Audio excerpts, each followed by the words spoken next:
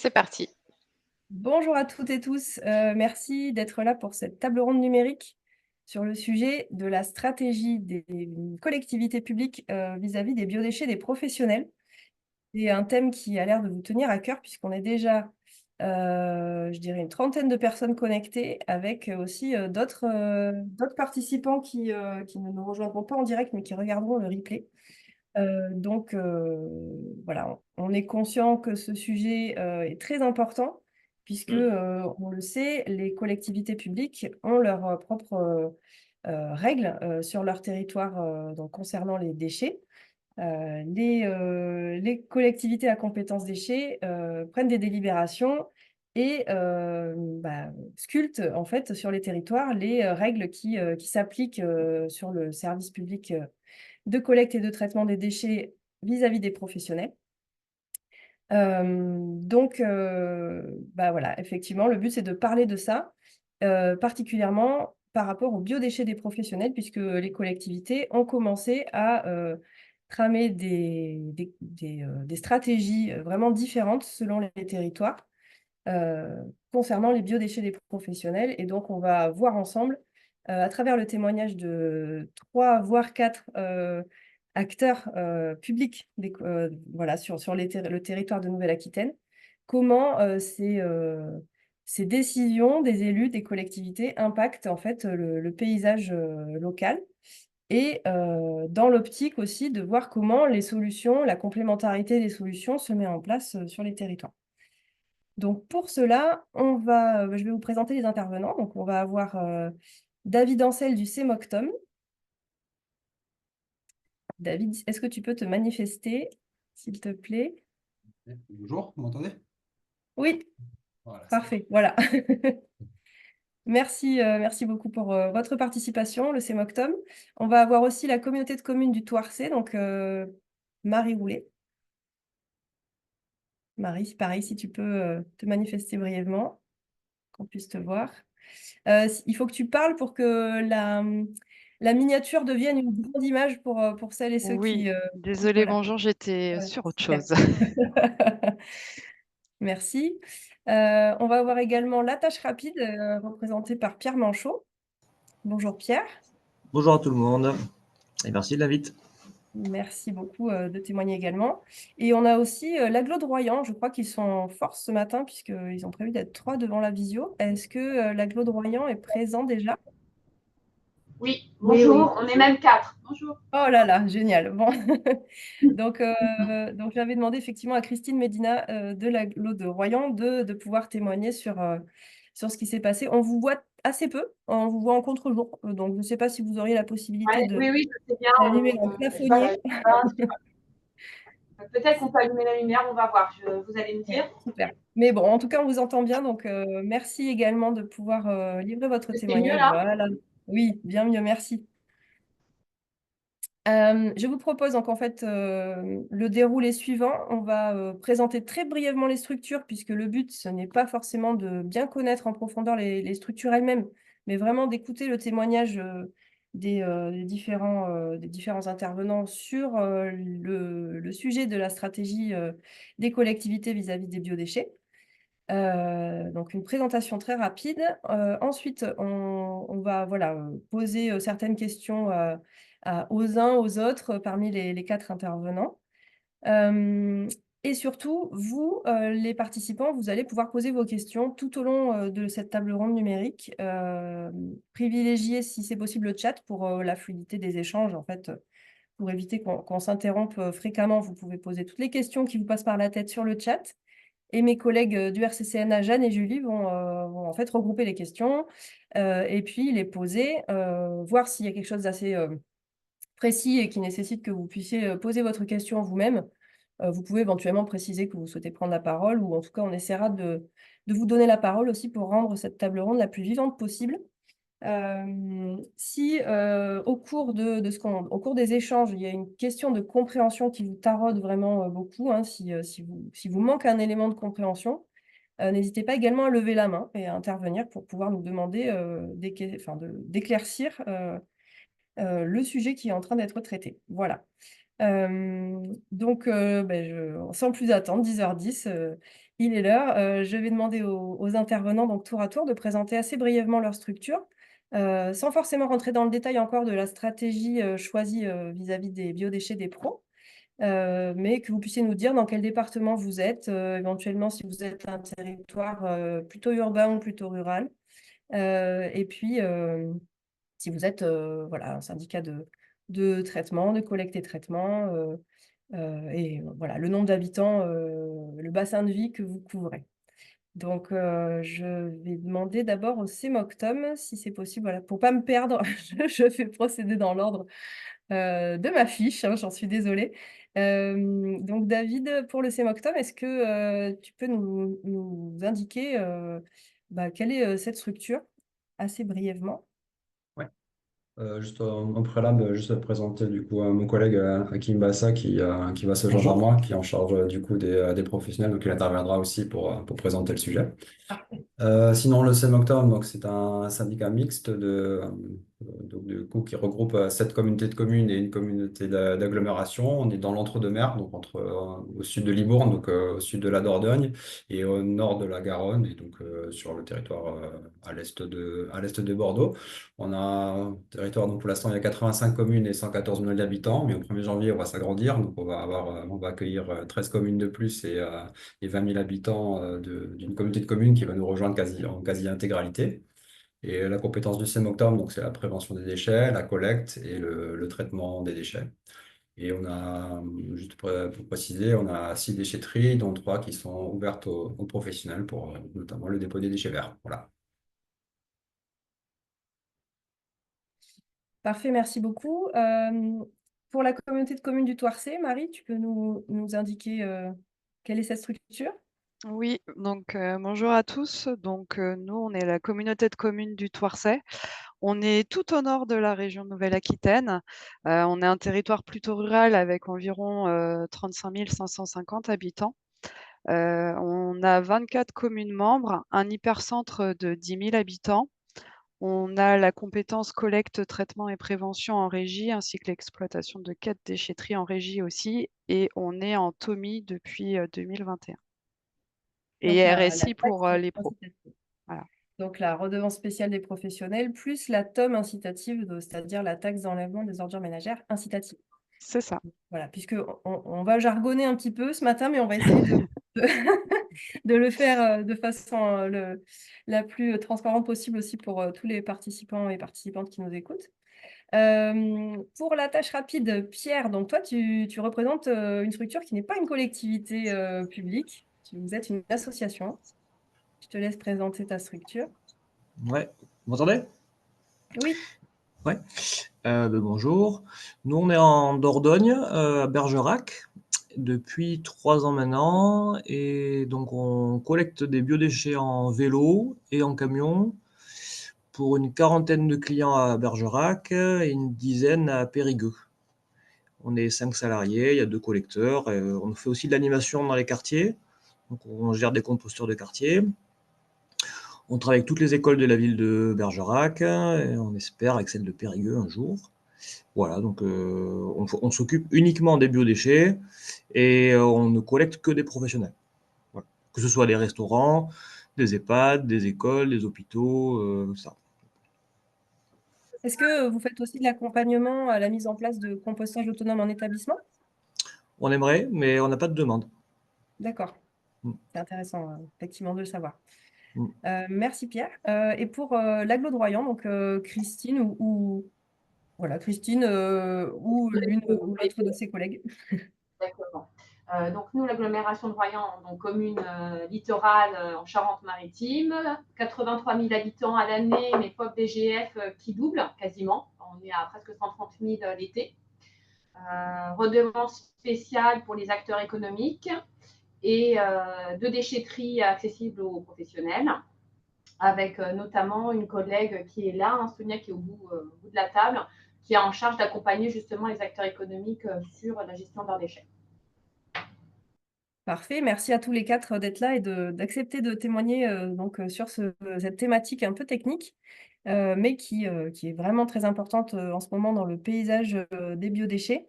Donc je vais poser maintenant une question aux collectivités publiques. Est-ce que, tour à tour, vous pouvez me faire un historique rapide des décisions politiques qui ont été prises vis-à-vis des biodéchets des professionnels? Donc, à la fois sur le volet des végétaux en déchetterie, sur lequel, malheureusement, on ne va pas s'attarder parce que, une fois qu'on a dit que les végétaux sont admis ou non en déchetterie, ça va être assez rapidement vu. Mais surtout sur le volet déchets de cuisine et de table des établissements. Donc, je vais laisser le CMOCTOM témoigner là-dessus, sur l'historique de ce qui s'est passé sur cette thématique des biodéchets des professionnels et comment ça s'est déroulé au niveau de la décision politique. Très bien. Du coup, on va balayer vite fait la question des végétaux en déchetterie. Donc, du coup, j'avais dit qu'on avait 6 déchetteries. Donc, on en a 3 qui acceptent les professionnels. Et du coup, on accepte le fait que les professionnels viennent nous déposer les déchets verts dans ces déchetteries-là. Voilà. Puis les autres Et c'est c'est tarifé, des déchets. c'est-à-dire que les professionnels C'est payent tarifé. pour des déchetteries. Voilà, ils payent dès le premier kilo et c'est surtout les déchetteries qui sont plus sur la partie rurale. Ce que j'ai oublié de préciser, on a un territoire qui est périurbain on va dire sur la partie ouest et rural sur la partie est. Et donc, on a gardé les déchetteries sur la partie est rurale pour les professionnels. Par contre, sur la partie périurbaine, donc, comme on est proche de la métropole de Bordeaux, il y a des déchetteries pro spécifiques. Donc, les professionnels peuvent aller là-bas pour déposer leurs déchets verts. Concernant du coup les déchets les biodéchets des professionnels, donc il y a eu 2 choses qui ont été mises en place au niveau du CMOCTOM. D'abord, un peu avant le 2020 et le Covid, on a lancé une expérimentation de collecte des déchets alimentaires. Donc ça touchait à la fois les particuliers et du coup les professionnels. Et donc du coup là, on a équipé les professionnels de bacs de bacs 120 litres ou 240 litres pour faire une collecte en porte-à-porte de ces déchets-là, donc sur ces 3 communes-là. Et ensuite, pour le reste du territoire, voilà, la collecte des déchets alimentaires s'inscrit dans un programme qui s'appelle Ensemble. Donc, c'est une réflexion qui a été menée au niveau du CMOCTOM parce qu'il y a des différentes contraintes qui s'imposent à nous et il fallait du coup mettre en place une stratégie qui nous permettait d'atteindre ces contraintes. Donc, la première, c'était la contrainte légale avec les obligations de réduire le taux de déchets sur le territoire. Et là, clairement, dans les projections, on n'était pas du tout dans les clous, parce qu'on a des objectifs avec la loi de transition énergétique pour la croissance verte de 10% de réduction des déchets ménagers en 2020 par rapport à 2010, ou 15% prévu par la loi AGEC en 2030 par rapport à 2010. Et nous, en 2021, on était à plus 7,5%. On n'était pas du tout dans les clous. Et l'autre aspect aussi, c'est la trajectoire financière au niveau du territoire. Donc là, en fait, en gros, si rien n'était fait, en 2030, c'est à peu près à plus 40% de coût à l'habitant en plus. Donc du coup, il y a eu une grosse réflexion à ce sujet. Et donc on prévoit une refonte du coup de nos services de collecte, etc. Mais en tout cas, pour me concentrer plus sur la partie des professionnels, on a commencé comme on les collectait déjà, les professionnels, jusqu'à un certain seuil, donc jusqu'à une limite de 3300 litres. Du coup, En OM, vous les collectiez déjà? Ouais. on les collectait déjà, voilà, et du coup, avant, il n'y avait pas de limite. Donc là, on a mis une limite déjà pour sortir vraiment les plus gros établissements.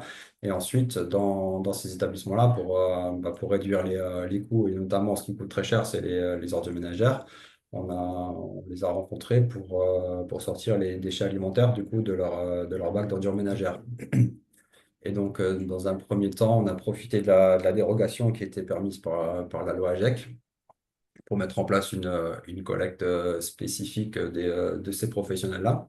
Et ça, on l'a fait sur des retours de tournée, c'est-à-dire que nos camions allaient collecter du tri dans un premier temps, allaient vider le camion, et ensuite sur le retour, plutôt que de revenir à vide, faisaient un circuit et allaient rencontrer du coup un certain nombre de professionnels pour récupérer les déchets alimentaires sur le retour.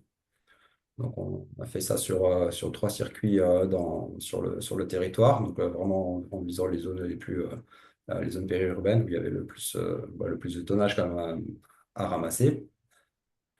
Et ensuite, du coup, pour la suite, comme cette dérogation en fait, n'est valable que 5 ans, il faut trouver une autre solution pour continuer sur le sujet. Vous Et en donc, en avez fait, conscience ce détail de la loi AGEC ou pas? Parce qu'il y a plein de collectivités qui n'ont pas forcément vu passer cette spécificité que la loi AGEC donc, euh, stipule que effectivement il y a une dérogation possible pour que les collectivités collectent exclusivement les biodéchets des professionnels dans une limite de 5 ans après la loi AGEC, donc qui est censée s'éteindre en février 2025. Je ne sais pas si vous aviez connaissance de ça au moment de cette prise de décision ou pas, hein. C'est pas grave de, de ne pas forcément l'avoir vu. ici, on en avait conscience et du coup, en fait, dans le cadre de la refonte du service du système de collecte et du programme ensemble, ça a été intégré de la manière suivante, c'est-à-dire qu'on met en place au moins une borne de collecte de déchets alimentaires, donc pour les particuliers, sur chacune de nos communes de notre territoire. Et donc, du coup, on a des camions qui font la tournée excusez-moi, je suis un peu malade, qui font la tournée pour vider ces bornes. En fait, ces bornes, c'est simplement des abri-bacs dans lesquels on a mis des bacs à l'intérieur. Et donc, le camion fait la tournée pour vider ces abri-bacs. Et sur les tournées, en fait, on récupère les professionnels. Donc, du coup, on n'a pas de suggestion technique particulière parce que de toute façon, il y a déjà un camion qui sortirait pour collecter ce type de flux sur les mêmes modalités. Et donc, D'accord. Donc au début, c'était une collecte exclusive pour les pros au retour du camion des emballages. c'est ça. Et maintenant, vous avez fait un mix avec des biodéchets des particuliers qui sont collectés en abri-bac, avec des bacs roulants qui sont dans un abri-bac.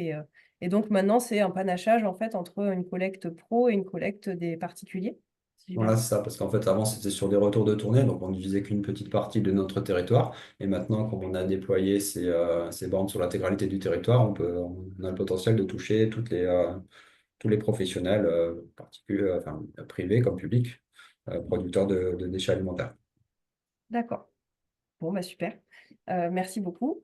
Concernant la communauté de communes du Touarcet, Marie, est-ce que tu peux nous faire un résumé des épisodes précédents?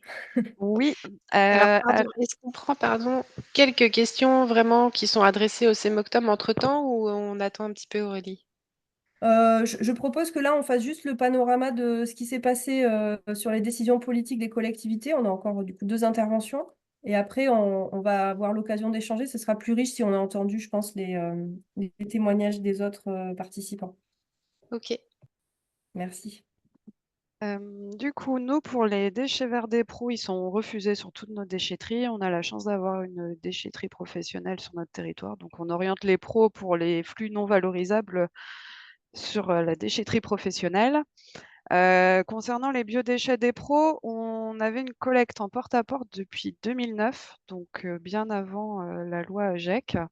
On a collecté en moyenne, alors j'ai fait la moyenne de toutes les années, on était entre 90 et 100 tonnes de biodéchets par an. Donc, ce qui est assez peu finalement, enfin, il n'y a pas eu une montée en puissance en fait de la collecte des professionnels.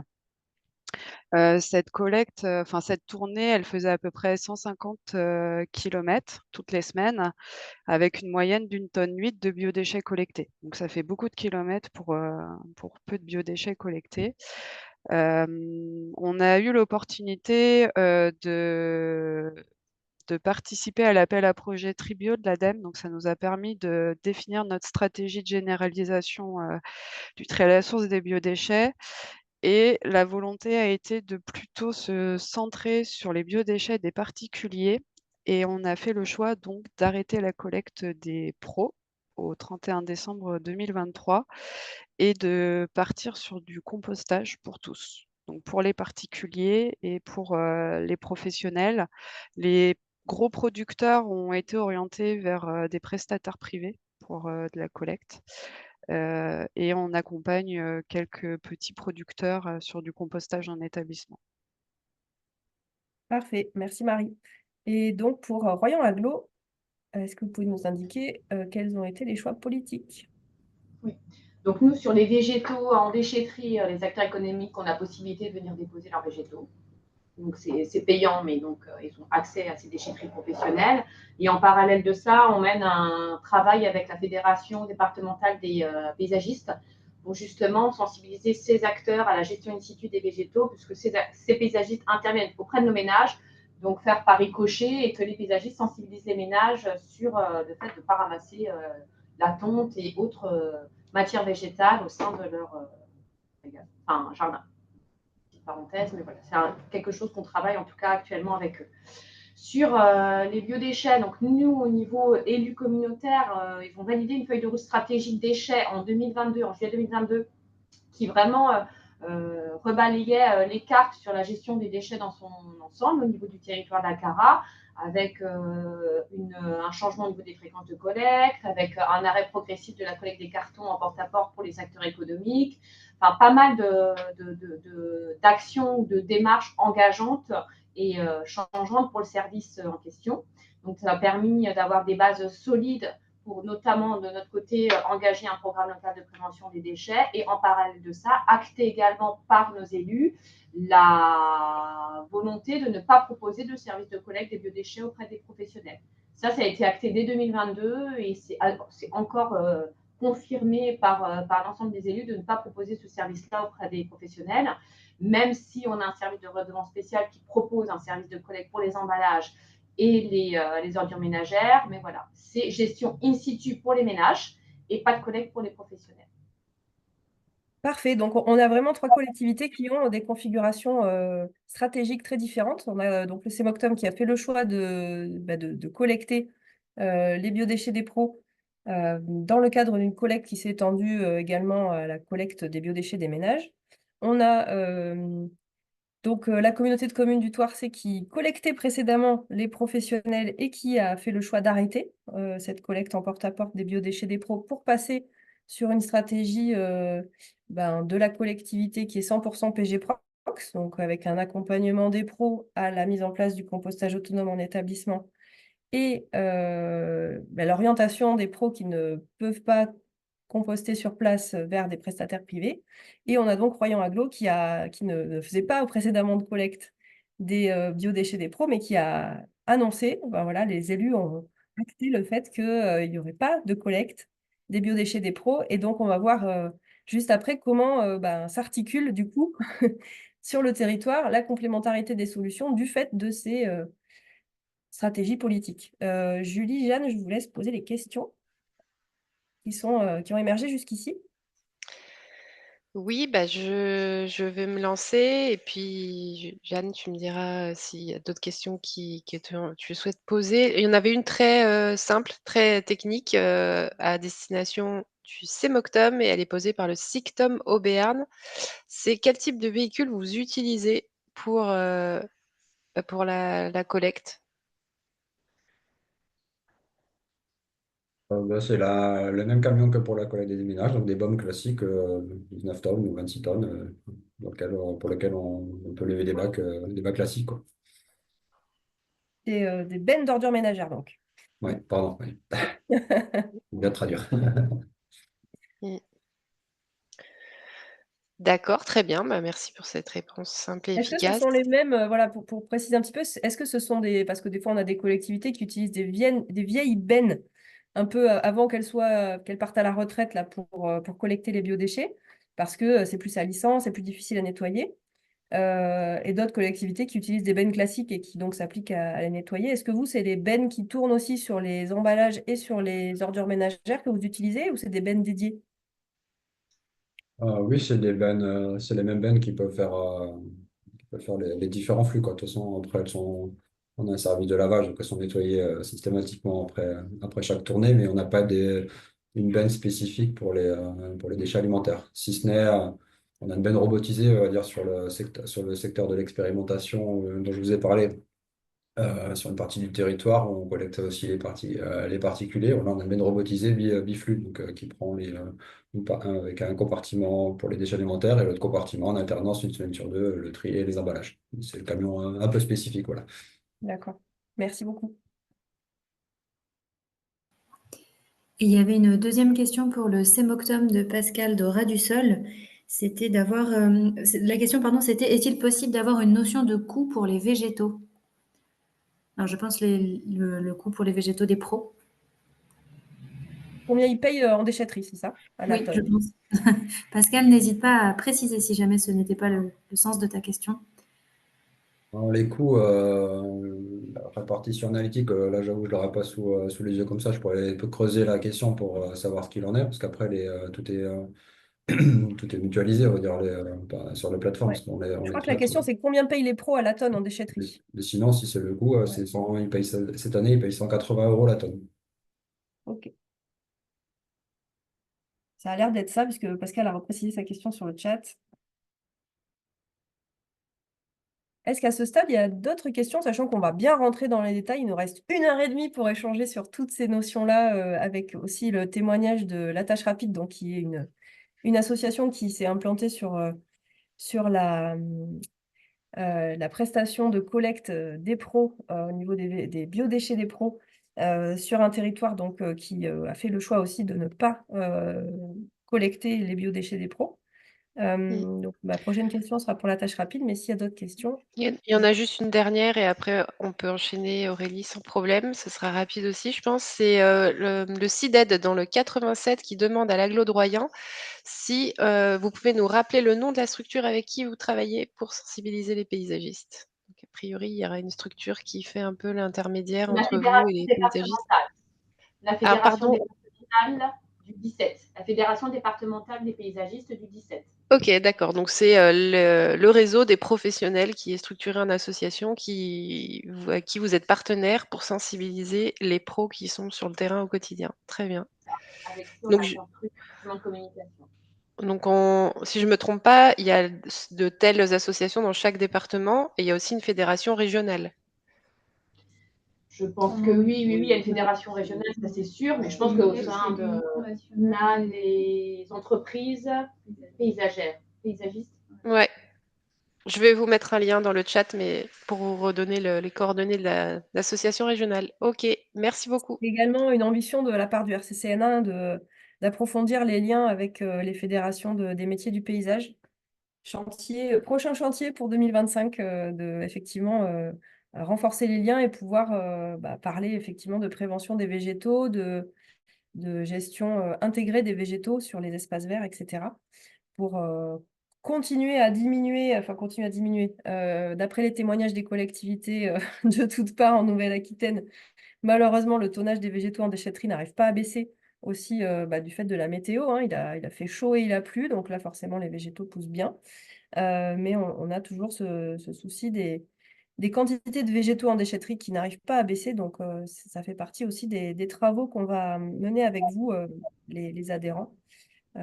Juste, je n'ai pas précisé quand même sur le territoire de la Cara, excusez-moi, sur les végétaux, on propose également un service de collecte. C'est quand même des biodéchets au final, les végétaux, de collecte des végétaux en porte-à-porte sur le territoire de la Cara. À destination de uniquement 15 communes bénéficient de ce service-là de collecte des végétaux en porte-à-porte, mais les élus ont acté la fin de cette collecte en 2027. En sachant que c'est 15 communes, mais au final, nombre de foyers, on n'a malheureusement pas les indicateurs, parce que c'est collecté en fagot et compliqué de savoir les points. Mais ce qui est sûr, c'est qu'on sait que ce service-là est malheureusement un petit peu aussi utilisé par les professionnels. Très bien. La raison pour laquelle on arrête. Merci pour cette précision. Donc, ma prochaine question sera pour La Tâche Rapide. Pierre, est-ce que tu peux nous expliquer comment se sont lancées les activités de l'association autour des biodéchets et quelle a été l'articulation avec le SMD3 sur ton territoire, donc le syndicat départemental SMD3 de Dordogne.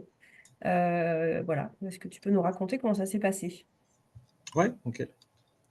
Nous, on était... au début, on a eu un accueil très favorable du SMD3 et des associations locales, enfin, du tissu, on va dire, économico-social local.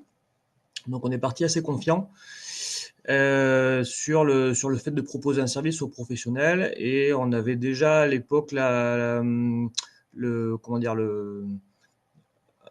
peu de manière informelle, le CM3 s'était pas placé sur la collecte des biodéchets des pros. Donc on s'est dit, bon, on va pouvoir se développer là-dessus. Et on a tout de suite visé les petits clients de centre-ville de Bergerac. Petit à petit, la première année, on avait 10 clients. Et puis petit à petit, du coup, on a agrégé plus de clients. Et en fait, le SMD3, c'était un peu le statu quo pendant 2-3 ans. Bon, on faisait notre tour de notre côté. Le SMD3 ne nous faisait pas de pub. Et puis, du coup, les professionnels, c'était vraiment des gens qui étaient volontaires parce qu'ils n'avaient aucun intérêt économique à passer par nous pour la collecte des biodéchets parce que ça ne leur faisait pas baisser la facture. Voilà. Donc, voilà, c'était vraiment le cas. Là, depuis le 1er janvier, donc les biodéchets sont obligés. Et puis, c'est un peu spécifique la Dordogne et surtout Bergerac parce que il y a la redevance incitative qui est en place sur toute la Dordogne. Sauf à Bergerac, où c'est encore une année blanche, avec une vraie facturation l'an prochain. Donc on passe, et là, cette année, on est sur une redevance spéciale pour les pros, et les petits professionnels sont assimilés aux particuliers. D'accord. Donc, ils n'ont toujours pas d'avantage à passer par nous pour l'instant, mais parce que c'est une année blanche, mais l'an prochain, ils auront de fait une facture séparée pour les biodéchets et pour le reste. Mais nous, on n'est pas moins cher que la redevance incitative sur les biodéchets. En fait, on coûte à poids égal, si c'était du sac noir ou des biodéchets, bah, ils payent beaucoup plus cher chez nous pour la collecte des biodéchets parce que nous, on collecte en vélo, on composte localement, alors que les sacs noirs sont tous enfouis de toute façon à Saint-Laurent-des-Hommes. Et que Donc, de toute façon, c'est obligatoire de séparer à la source les biodéchets. oui, de toute façon, c'est obligatoire, mais ils n'ont pas le choix. Mais voilà, Mais, oui. en fait, les pros se disent un peu que ça va faire baisser la facture d'enlever leurs biodéchets. Bah non, on leur dit non, c'est une obligation, mais ça ne va pas vous revenir moins cher, quoi. Voilà. Et alors, c'est vrai que depuis un an, le partenariat avec le SMD3 s'est bien raffermi. Et on en est très content parce que on a en cours 3 conventions avec eux. Donc déjà, on est bien identifié en tant qu'acteur de collecte et de compostage local. Et donc, quand ils ont une demande des professionnels, ils l'orientent vers nous. Donc ça, c'est déjà un super point. Pour nous, ça nous fait, ça nous fait du démarchage en plus, en moins à faire. Et puis, du coup, on a 3 conventions. Donc la première, c'est une convention de fonctionnement. Et donc, il y a une aide au tonnage détourné. Pour chaque tonne qu'on détourne, on a un petit peu d'argent. Ça leur évite, c'est des coûts qui sont évités pour la collectivité. Donc, nous, c'est ça qu'on voulait depuis le début, c'est faire comprendre à la collectivité qu'en détournant les biodéchets, c'était ça de moins à gérer pour eux. La deuxième convention, c'est une convention d'investissement. Pour l'instant, on a un pavillon de compostage qui nous permet de traiter en théorie 50 tonnes par an pour être en dessous de l'agrément sanitaire. Bon, c'est pas facile on est limite. Donc, on est obligé de détourner des tonnages de ce composteur. Mais donc, on veut passer sur une plateforme de compostage. Et là, le SMD3 est OK pour nous appuyer financièrement sur l'implantation, enfin, de cofinancer cette plateforme, notamment avec la région et l'ADEME. Et la troisième convention, dont on est aussi bien content, c'est que nous, on a toujours, comme tout le monde, des problèmes d'approvisionnement en broyat. Donc, on essaie d'aller voir les professionnels, d'aller voir les petites communes à côté, tout ça, pour en avoir. Mais là, ils vont nous mettre à disposition leurs broyeurs pour qu'on puisse faire sur notre site propre des campagnes de broyage. Les gens, au lieu d'aller à la déchetterie, peuvent venir chez nous. Pour certains, c'est moins loin. Ça nous ferait du broyat sur place. Voilà, donc ça, c'est les 3 conventions qu'on a en cours avec eux. Et puis, là, depuis l'an dernier, ils ont bien communiqué auprès des gens qui organisent des événements que c'était auprès de nous qu'il fallait voir pour la gestion de leur budget parce qu'il y a pas mal d'activités touristiques en Dordogne, il y a des festivals, plein d'événements divers et du coup, tous les biodéchets finissaient tout le temps dans le sac noir. Et c'était quand même, c'est pas négligeable, je pense. Voilà, donc ça se concrétise.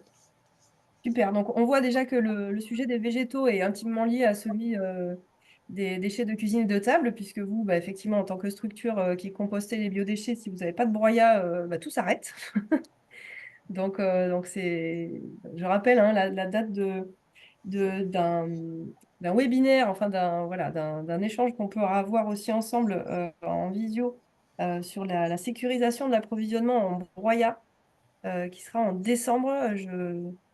Je vais vérifier la date, mais je pense que Ce sera c'est le en plein. 16 décembre. Merci Julie, je Voilà, savais que pas de tu allais souci. avoir la date en tête. Mais oui, on vous rappellera tout ça à la fin de la visio, sans problème. Et oui, donc la sécurisation d'approvisionnement en broyat très important pour les structures qui compostent. Et j'ai mangé ma deuxième idée, mais je vais te laisser me dire s'il y a des questions, Julie. C'est une question, oui, qui est peut-être entre professionnels qui proposent de la collecte. Je ne sais pas si c'est le lieu pour en parler là, mais pourquoi pas. Sinon, je vous laisserai vous mettre en rapport. Donc, c'est Pascal qui est basé dans le Nord-Médoc avec l'Ascovada, qui demande donc à la tâche rapide dans quelle fourchette de prix il se situe pour les pros. J'imagine que c'est une question très large et qu'il y a plein de critères qui font qu'on peut élaborer un prix ensuite. Donc voilà, soit tu peux répondre si tu le Oui, oui, souhaites, je peux soit répondre en vous deux. voyez entre vous ensuite les modèles économiques, quoi. Mais non, mais je peux répondre en 2 secondes. Nous, puis ça donne une idée à tout le monde. Nous, on fonctionne avec des bacs 20 litres en vélo avec des bacs 120 litres en camion. Le premier abonnement pour un resto qui a peu de biodéchets, il est à autour de 30 € par mois. Et on passe une fois par semaine pour collecter un bac. Donc un bac une fois par semaine, c'est 30 € par mois. Ça peut monter à 300, 400 s'ils ont 12 bacs, par exemple. Ou alors on passe sur de la collecte en camion. Et là, le premier abonnement, c'est un bac dans un rayon de 10 km. Ça coûte à peu près 120 €, je crois, de tête. Voilà. Et donc, évidemment, le tarif varie en fonction du nombre de bacs et du nombre de passages. J'en profite pour faire un peu de pub. On a un réseau qui s'appelle Cycle Organique, dont la 3e rencontre annuelle a lieu demain, qui regroupe tous les opérateurs à vélo de France. Enfin, non, pardon, pas tous, je suis un peu ambitieux. On est 17. Et du coup, voilà, il y a forcément près de chez vous un opérateur à vélo qui fait partie de ce réseau et qui peut vous aider à gérer vos biodéchets. Donc pour Pascal, dans le Médoc, voilà, tu peux adhérer aussi au réseau Cycle Organique pour pouvoir échanger plein d'infos et de bonnes pratiques avec d'autres collègues de cette même activité. Pierre, j'en profite pour te demander, est-ce que, donc moi j'ai l'impression que sur ton territoire, c'est parce que la tâche rapide a émergé que les élus ont pu aussi prendre certaines décisions politiques qui permettent de maintenant vous orienter des professionnels, puisque l'émergence d'une structure privée fait que la collectivité, normalement même par loi, doit se désengager de certains services pour ne pas qu'il y ait de concurrence déloyale en fait entre un service privé et un service public. Donc c'est la sensation que tu as, hein, c'est que en fait il y avait un statu quo, vous n'étiez pas forcément en lien dès le début. Vous avez développé un service et parce que vous existiez sur le territoire, après la collectivité a pu prendre certaines décisions. Et oui. Ouais, c'est vraiment ça, t'as tout compris. Et c'est quand même un peu le serpent qui se mord la queue, hein. Faut de la place pour qu'une structure se développe et à la fois, pour qu'une structure se développe, il faut de la place, quoi. Donc, faut, faut bien discuter. Voilà, les échanges entre le syndicat de déchets ou la collectivité qui a la compétence, elle est essentielle pour nous de savoir. Par exemple, nous, on ne sait pas trop s'il va y avoir des bornes d'apport volontaire dédiées aux biodéchets dans Bergerac et à quel terme. S'il y en a, ça veut dire quand même c'est un gros impact sur notre activité, puisque il y a certains restos qui vont aller directement déposer dans la borne, pourquoi pas, mais du coup, ça veut dire, nous, il faut qu'on sache à l'avance les décisions politiques, sinon on ne peut pas s'adapter. Et oui, et une décision politique peut impacter des acteurs économiques qui se montent aussi. Si du jour au lendemain, effectivement, il y a de la collecte en porte-à-porte de biodéchets des pros, si par exemple on a une structure sur un territoire qui fait de l'accompagnement au compostage autonome en établissement, cette structure du jour au lendemain peut avoir des grosses difficultés à continuer son activité. Je me tourne du coup vers l'agglo de Royan, puisqu'il s'est passé exactement l'inverse sur l'agglo de Royan, c'est-à-dire que c'est la décision politique qui fait qu'aujourd'hui, donc la décision politique qui date de 2022, qui fait qu'aujourd'hui, vous avez des acteurs économiques qui commencent à émerger, puisqu'ils voient qu'il y a créneau en fait sur lequel se positionner, c'est bien ça? Oui, tout à fait. En fait, ce qui s'est passé, c'est qu'à partir du moment où nos élus ont acté le fait de ne pas proposer de service de collecte, nous, de notre côté, évidemment, on a informé justement ces acteurs économiques de à la fois la réglementation, un rappel du trait de la sûreté des déchets, leur obligation à partir du 1er janvier 2024, et de la décision politique comme quoi la CARA n'allait pas proposer ce service-là et qu'en gros, ils devaient trouver des solutions les concernant. Donc, on a animé 2 ateliers, notamment avec Interfilières. On ciblait entre autres les acteurs du tourisme, les villages clubs, les restaurants et puis l'hôtellerie plein air, pour leur expliquer, écoutez, voilà, dorénavant, sur les biodéchets, il va falloir vous bouger un peu. On n'a pas dit comme ça, mais ça voulait dire ça, il va falloir vous bouger un peu. On est là pour vous accompagner et trouver des solutions avec vous, mais la CARA ne fera pas. Je ne vous cache pas qu'au début, quand on a initié ces ateliers, ça a été très compliqué puisque le professionnel ne comprenait pas. Il dit oui, mais vous collectez les ordures ménagères, vous collectez les emballages, pourquoi vous ne collectez pas les biodéchets? Dans les faits, il avait raison de poser la question, mais non, on dit bah oui, parce qu'on propose ce service-là au ménage, on ne peut pas proposer un service spécifique vous concernant. Donc, le temps qu'ils comprennent que de toute façon, il n'y allait pas avoir de collecte, honnêtement, je pense que certains n'y croyaient pas. Vraiment, ils étaient persuadés que 1er janvier 2024, on allait proposer ce service-là. Sauf que finalement, 1er janvier 2024, ça commence à être loin et on n'a pas proposé donc de service de collecte en porte-à-porte pour ces professionnels. En revanche, ce qu'on a fait suite à ces ateliers, c'est qu'on a accompagné avec Interfilières, la région et l'ADEME, quelques acteurs sur la mise en place du compostage. Puisque ces ateliers-là permettaient de balayer l'ensemble des solutions de tri à la source des biodéchets. C'était le compostage in situ, le compostage mutualisé et bien évidemment la collecte. Donc, ce qui est sorti de ces ateliers-là, c'est déploiement du compostage, notamment pour l'hôtellerie plein air, parce que certains campings n'avaient pas connaissance des aides possibles sur du matériel par le biais du Fonds tourisme durable. Donc, ça a quand même permis de diffuser et de porter à connaissance les différentes aides disponibles pour ces professionnels. On a pu déployer une première en région, un composteur, du compostage mutualisé entre professionnels. Village Club du Soleil qui accueille le matériel, qui accueille les composteurs, et 2 restaurateurs qui ont la possibilité de déposer leurs biodéchets sur site. Donc, ça permet ça. Après, c'est vrai que sur le volet collecte, en gros, pas grand-chose n'est sorti de ces ateliers. On s'est tous retrouvés un peu, de toute façon, moi, professionnel, je ne veux pas payer plus cher. Et nous, la CARA, on ne veut pas vous collecter. Donc, on est parti un petit peu, entre guillemets, fâchés sur ce sujet de la collecte.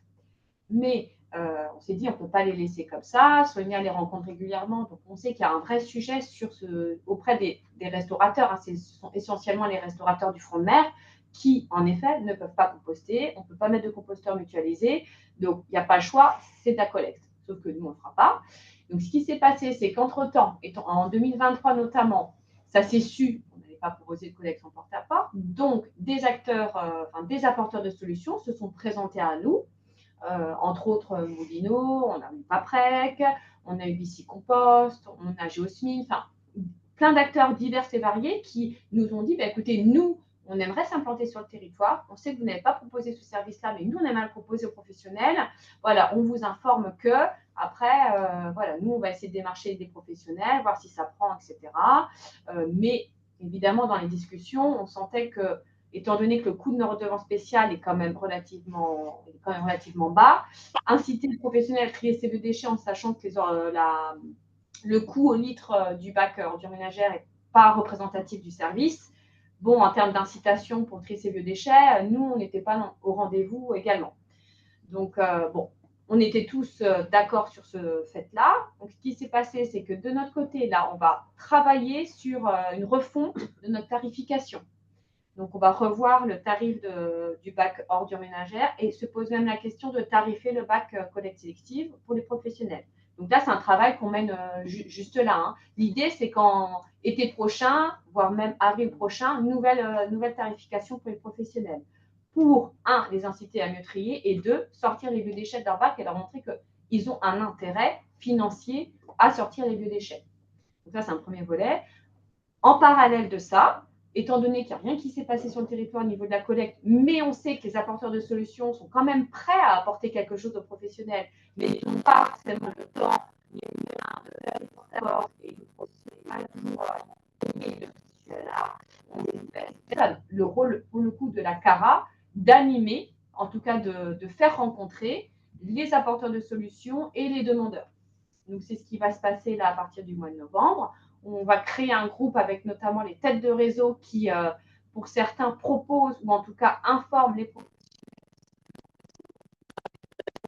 mais qui on met CCI, on met CMA, on met le CRC sur le côté déchets coquillés, on met également notre syndicat de traitement qui lui on a l'outil de traitement pour en plus valoriser les biodéchets qui seront collectés en porte-à-porte. Si vous voulez, sur le territoire, on a tout qui potentiellement pourrait fonctionner, mais les planètes ne s'alignent pas encore. Donc, le rôle de la CARA, c'est faire en sorte que les planètes s'alignent et que du coup, on arrive à faire sortir ces biodéchets de nos acteurs économiques par le biais d'un prestataire autre que la CARA. Christine, on a eu un petit saut dans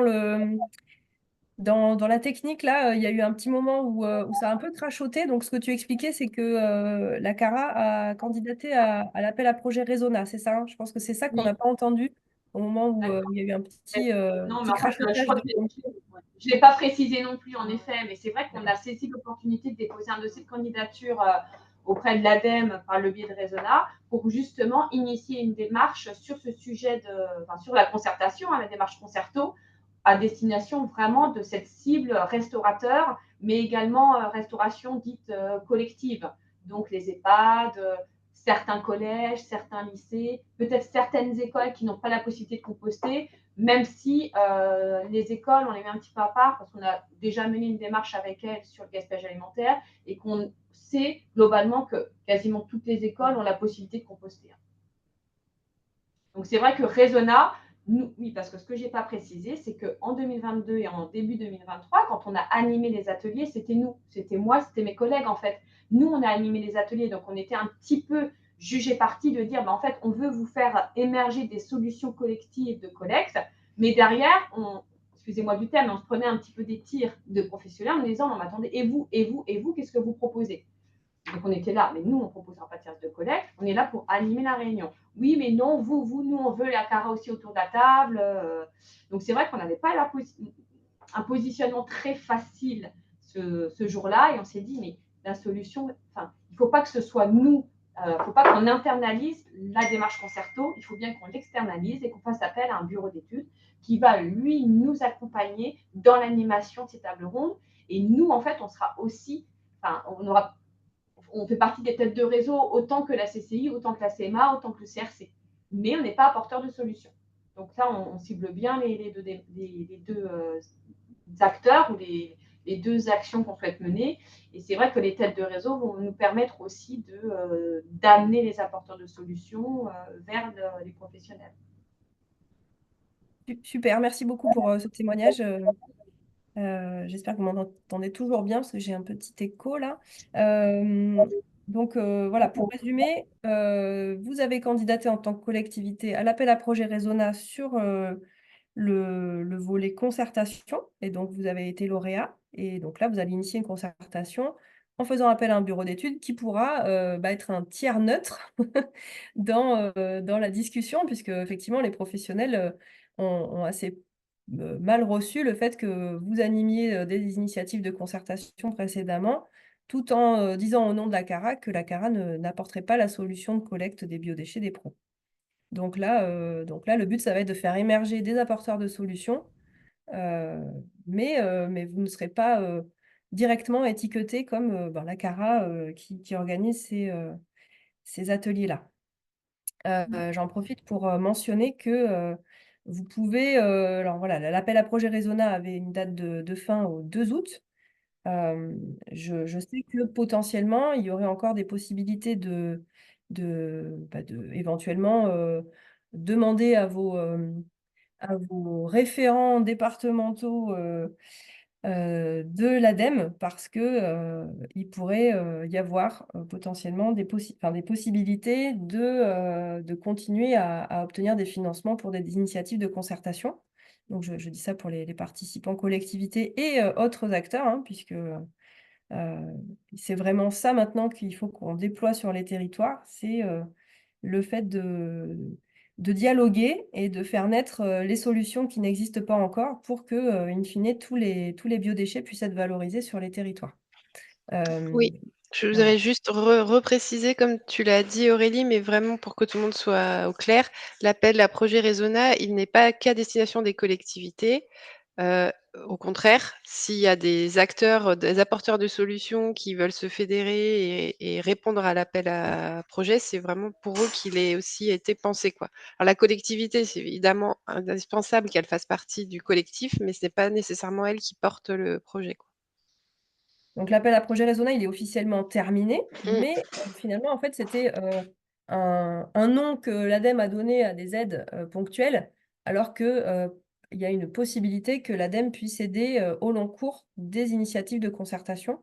Donc voilà, je répète, n'hésitez pas à vous rapprocher de votre correspondant ADEME pour demander si effectivement il pourrait y avoir encore des possibilités de crédit là-dessus.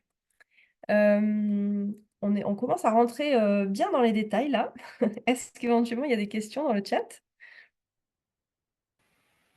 Ou des gens qui souhaitent rebondir, intervenir? On est à la mi-temps de cette table ronde numérique, donc on va peut-être prendre un petit temps de respiration avec vous. Peut-être, avant de prendre ce petit temps de respiration, il y avait 2 questions pour la tâche rapide. Une première question d'Evolis 23 qui demande si l'aide à la tonne détournée du SMD3 est dégressive dans le temps et s'il est prévu qu'elle s'arrête à un moment donné. Bah non, faut pas donner de mauvaises idées comme ça, elle va pas s'arrêter. Non. Non, il n'est pas prévu qu'elle s'arrête et qu'il est prévu qu'elle augmente avec le nombre de tonnes détournées. Non, ça va être. Je crois que c'est assez clair avec le SMD3 là-dessus, quoi. Plus on détourne, plus on a des aides pour le faire, quoi. Non, et c'est pas dégressif, c'est pas censé. Tu sais pour l'instant sur combien d'années vous avez la convention? Bah, pour l'instant, 1 an. Mais bon, D'accord. a priori, c'est renouvelable. Moi, j'en profite pour dire qu'on est aussi pour Resona, là, nous aussi. Enfin, voilà, nous, on a candidaté. Je pense que ça va le faire. On va animer la démarche de concertation en Dordogne là-dessus. Donc, oui, effectivement, c'est ouvert. Et c'est super. Hein. Ça va permettre vraiment d'être autour de la table un peu tout le monde. Voilà, donc on est content aussi de pouvoir le faire. Sur votre territoire, qu'est-ce qui manquerait encore pour la complémentarité des solutions, pour que tous les biodéchets soient valorisés sur le territoire autour de Bergerac? Du coup, quel type de concertation vous allez mener pour valoriser encore plus de biodéchets? Nous, ce qu'on veut savoir, c'est, on veut identifier les flux, parce qu'il y a plein de flux qu'on ne connaît pas, je pense. Je pense qu'on gère 70 tonnes de biodéchets chaque année. Et je crois qu'il y en a entre 3000 et 4000 à l'échelle des EPC, des 4 Comcom autour de Bergerac, donc on en est loin. Il y a la question du broyat, vous en parliez tout à l'heure, la sécurisation. Il y a plein de broyats qui partent n'importe où, personne ne sait où ça va. Et puis, l'idée de faire une compostière, je ne sais pas si vous. Pour ceux qui ne connaissent pas, c'est le principe, c'est de pouvoir avoir une plateforme où les pros comme les élagueurs viennent déposer leurs déchets végétaux. Et grâce à une prestation de broyage d'un gros broyeur, on peut avoir du broyat suffisamment en quantité. Voilà, il y a toutes les histoires de tourisme, notamment les campings, avec l'interfilière du tourisme durable, savoir quels sont leurs besoins en compostage sur place. Voilà. Il y a vraiment un gros chantier. Hein, Et aussi, on parlait de Moulineau tout à l'heure, la place de la méthanisation pour le traitement des biodéchets, quoi. Est-ce qu'on est forcément obligé d'envoyer les déchets se méthaniser à 200 bornes d'ici, ou est-ce qu'on ne peut pas réfléchir à des solutions de compostage locales? Pour nous, ça nous paraît absurde, quoi, d'envoyer des déchets si loin, alors qu'ils peuvent être compostés et réutilisés localement, alors qu'il y a des PAT, des plans d'alimentation territoriale, qui sont là pour favoriser la production locale. Et donc, faut jeter dessus. Effectivement, tu as mentionné ce qui guide les actions du RCCNA maintenant sur la définition d'un territoire organique, puisque en fait, c'est vers ça qu'on va, nous, RCCNA, pour nos actions, c'est de se dire, bon, il faut qu'on aille tous vers des territoires organiques. C'est quoi un territoire organique? C'est un territoire où 100% des biodéchets peuvent être valorisés, même s'ils ne sont pas tous à 100% valorisés, ça c'est l'utopie, mais 100% des biodéchets peuvent être valorisés, c'est-à-dire ont une solution de tri et de valorisation avec une démarche de concertation donc, et de mise en lien des acteurs pour trouver une complémentarité des solutions, mais en privilégiant toujours, quand c'est possible, et si c'est possible, les solutions les plus locales et les plus écologiques, voilà, celles qui voyagent le moins. Donc, c'est maintenant, effectivement, le cœur de l'action du RCCNA, c'est de faire en sorte que sur les territoires, vous ayez la possibilité de dialoguer et de trouver les solutions qui vont être complémentaires en privilégiant, quand c'est possible, le compostage, la prévention et gestion de proximité et aussi les solutions de territoire qui sont la deuxième meilleure solution après le compostage de proximité pour éviter de faire voyager loin en fait, les biodéchets. Sachant qu'il y a effectivement des bourgs très concentrés ou des endroits où la collecte est un peu incontournable et inévitable si on veut que 100% des biodéchets soient valorisés. Mais on se dit que effectivement, il y a beaucoup, beaucoup de travail, beaucoup de choses à faire pour faire naître des dispositifs locaux de compostage dans un objectif de retour au sol nourricier et de qualité et local.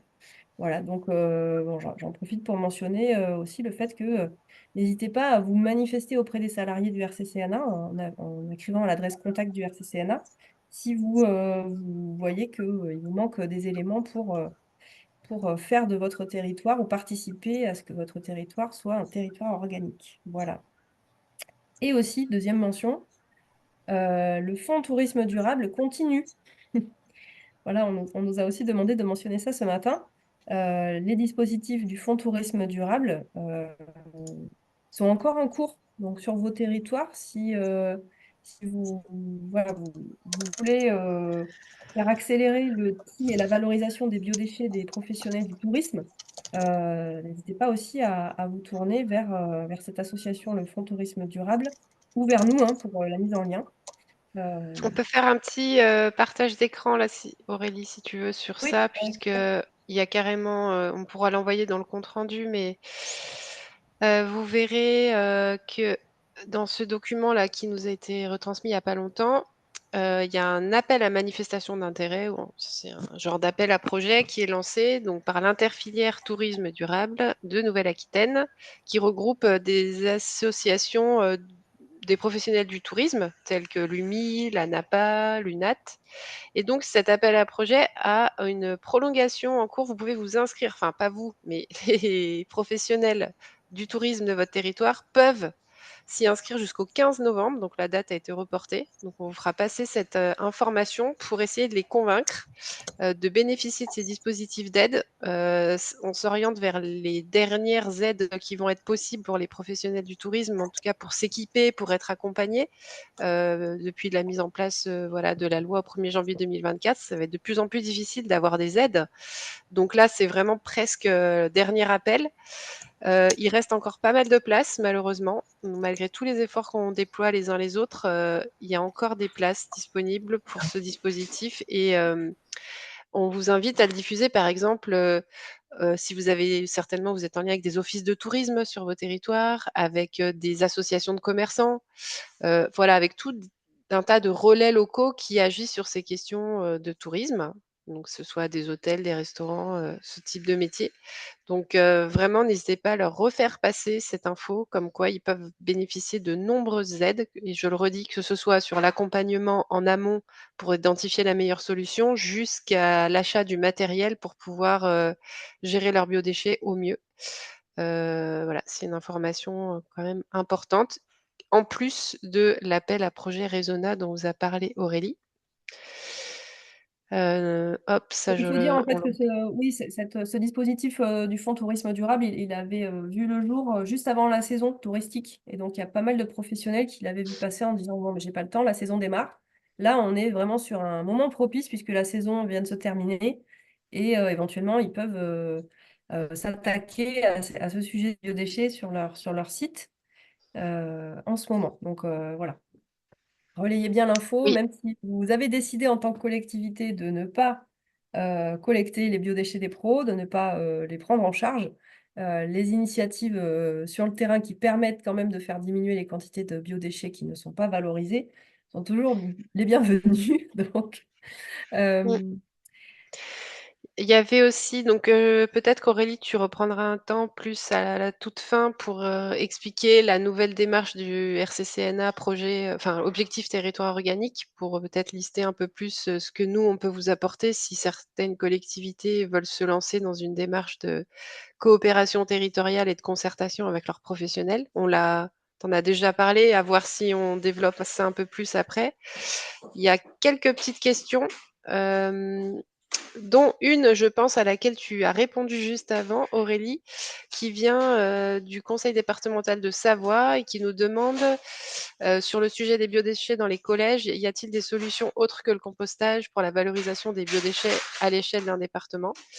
Ben, en fait, il se trouve que oui, il y a sûrement d'autres solutions. Alors nous, on n'est pas en Savoie. Pour avoir vraiment des détails sur les apporteurs de solutions de votre région et de votre département, il faut aller voir le RCC Aura, donc le réseau Compost Citoyen Auvergne-Rhône-Alpes, qui pourra vous répondre. Mais c'est vrai que, vous l'avez compris, l'objectif principal et l'enjeu pour les réseaux Compost Citoyens, c'est de favoriser le compostage de proximité comme étant la solution la plus vertueuse, la plus logique. On a commencé à déployer certains arguments. Celle qui doit venir avant les autres parce que d'un point de vue écologique, économique et humain, elle est la plus intéressante. Après, il faut travailler en effet en complémentarité avec d'autres solutions. Et là, ça va dépendre de chaque territoire qui va avoir ou pas sur place des prestataires qui vont pouvoir, par exemple, proposer de la collecte en mobilité douce, par exemple, comme la tâche rapide, voire de la collecte en camion, en vue d'un compostage de territoire ou en vue d'une méthanisation. Et là, j'ai fait exprès de graduer un peu mes exemples pour dire que, bah, au bout d'un moment, on est sur des solutions qui peut-être, voilà, enfin, je suis sûre, sont pas idéales, mais on fait avec aussi les moyens qu'on a autour de chez soi. Est-ce que c'est ça? Est-ce que tu veux compléter, Aurélie? oui, ah bah, bienvenue aux acteurs savoyards. Alors, je ne savais pas qu'on avait des auditeurs qui venaient de si loin. Pour rappel, pour les néo-aquitains qui sont en majorité aujourd'hui, effectivement, on mutualise au niveau des réseaux compost citoyens les webinaires et autres tables rondes numériques. Donc, on invite nos collègues des autres régions à y assister et à pouvoir avoir accès au replay aussi. Donc, vous pouvez aller regarder la liste des webinaires qui ont déjà eu lieu, également dans les autres régions. Donc ça, c'était la digression. Et sinon, pour répondre à la question, euh, on est effectivement au niveau des collèges et des lycées sur des quantités importantes de biodéchets générés. Donc on est souvent à la charnière entre des quantités qui peuvent être gérées sur place pour les plus petits établissements à des quantités qui deviennent difficiles à être gérées in situ. Voilà, au-delà de 15 tonnes par an de biodéchets produits, hein, on le sait les uns et les autres. Le brassage et la manipulation à la fourche devient compliqué. Et donc, il y a des solutions de territoire qui prennent le relais lorsque le brassage à la fourche et la manipulation manuelle n'est plus vraiment souhaitable pour aussi des raisons de maîtrise des corps humains, hein, voilà, on n'est pas là pour se faire du mal. Mais les solutions de territoire, ce sont des micro-plateformes de compostage, éventuellement mutualisées entre établissements. Nous, on en a quelques exemples en Nouvelle-Aquitaine, notamment en Dordogne, où on a des établissements publics pour démarrer qui se sont mutualisés pour amener leurs biodéchets sur une seule et même plateforme territoriale. Et donc, il y a du compost qui est produit localement et qui peut être remis au sol dans le but de refaire pousser à manger derrière. Et donc, ça peut souvent, comme l'a mentionné Pierre, se mettre en lien avec des démarches alimentaires de territoire où il peut y avoir des régies municipales agricoles qui font pousser les légumes de la cantine et qui récupèrent les biodéchets pour recomposter les biodéchets. Et ainsi, on boucle la boucle territoriale des biodéchets. Donc, c'est le réseau le réseau Compost in situ qui arbitre, qui accompagne les acteurs du compostage de territoire, notamment sur la question de l'agrément sanitaire, puisque c'est au-delà du champ du compostage de proximité, hein, une fois qu'on est sur du transport de biodéchets ou des quantités qui dépassent 1 tonne par semaine, on est sur du compostage de territoire et non plus du compostage de proximité. Et donc, n'hésitez pas à vous rapprocher du réseau Compost in situ qui peut sans doute vous aider à trouver un acteur de terrain pour vous aider, vous accompagner. Voilà. Est-ce Il y a, qu'on peut redémarrer dans le vif du sujet il y a après 2 cette petite micro-questions. Je installation? pense qu'on peut les D'accord. évacuer assez vite, sans vouloir employer un terme péjoratif. On nous demande, Véronique nous demande la liste des collecteurs à vélo. Donc j'ai mis dans le chat, où ma collègue Jeanne a mis le lien de l'association Cycle Organique, qui n'a pas encore de site internet ni de plaquettes, mais on me signale aussi dans le chat que ça ne saurait tarder. Donc restez connectés pour suivre les avancées de l'association Cycle Organique, mais également au niveau du RCCNA. Les acteurs de la collecte en mobilité douce adhèrent à notre association. Donc, vous pouvez les retrouver sur la cartographie des acteurs, des adhérents du RCCNA, ces prestataires. Et si vous voulez une liste vraiment détaillée, nous, on peut vous fournir une extraction des quelques structures qui sont adhérentes à notre réseau et qui font de la collecte en mobilité douce. Donc, si vous êtes intéressé par cette extraction, n'hésitez pas à nous le dire dans le chat. Et enfin, on a Magali Moi, de j'ai juste Compost. une petite chose à rajouter. Mm. Vous avez une autre cartographie qui est une cartographie des acteurs de l'économie sociale et solidaire qui s'appelle Carteco en Nouvelle-Aquitaine et qui recense aussi les acteurs de l'économie sociale et solidaire qui œuvrent pour des solutions écologiques. Donc, si vous n'êtes pas encore sur Carteco en tant qu'acteur privé de l'économie sociale et solidaire, n'hésitez pas à vous y référencer parce que c'est vraiment très utilisé. Moi, voilà, j'ai entendu vraiment des gens qui se sont mis en lien grâce à Carteco. C'est gratuit. C'est la Chambre régionale d'économie sociale et solidaire qui gère cette carte. Et puis, c'est tout, je crois que j'avais juste à mentionner. Et n'hésitez pas donc à consulter Carteco si vous avez envie de trouver des prestataires. Tout à fait. Et une dernière petite question de Magali de Compostère à Sarlat sur l'appel à projet Resona qui voulait une précision, à savoir est-ce qu'il peut être touché par plusieurs structures. Donc j'imagine que l'idée c'est que...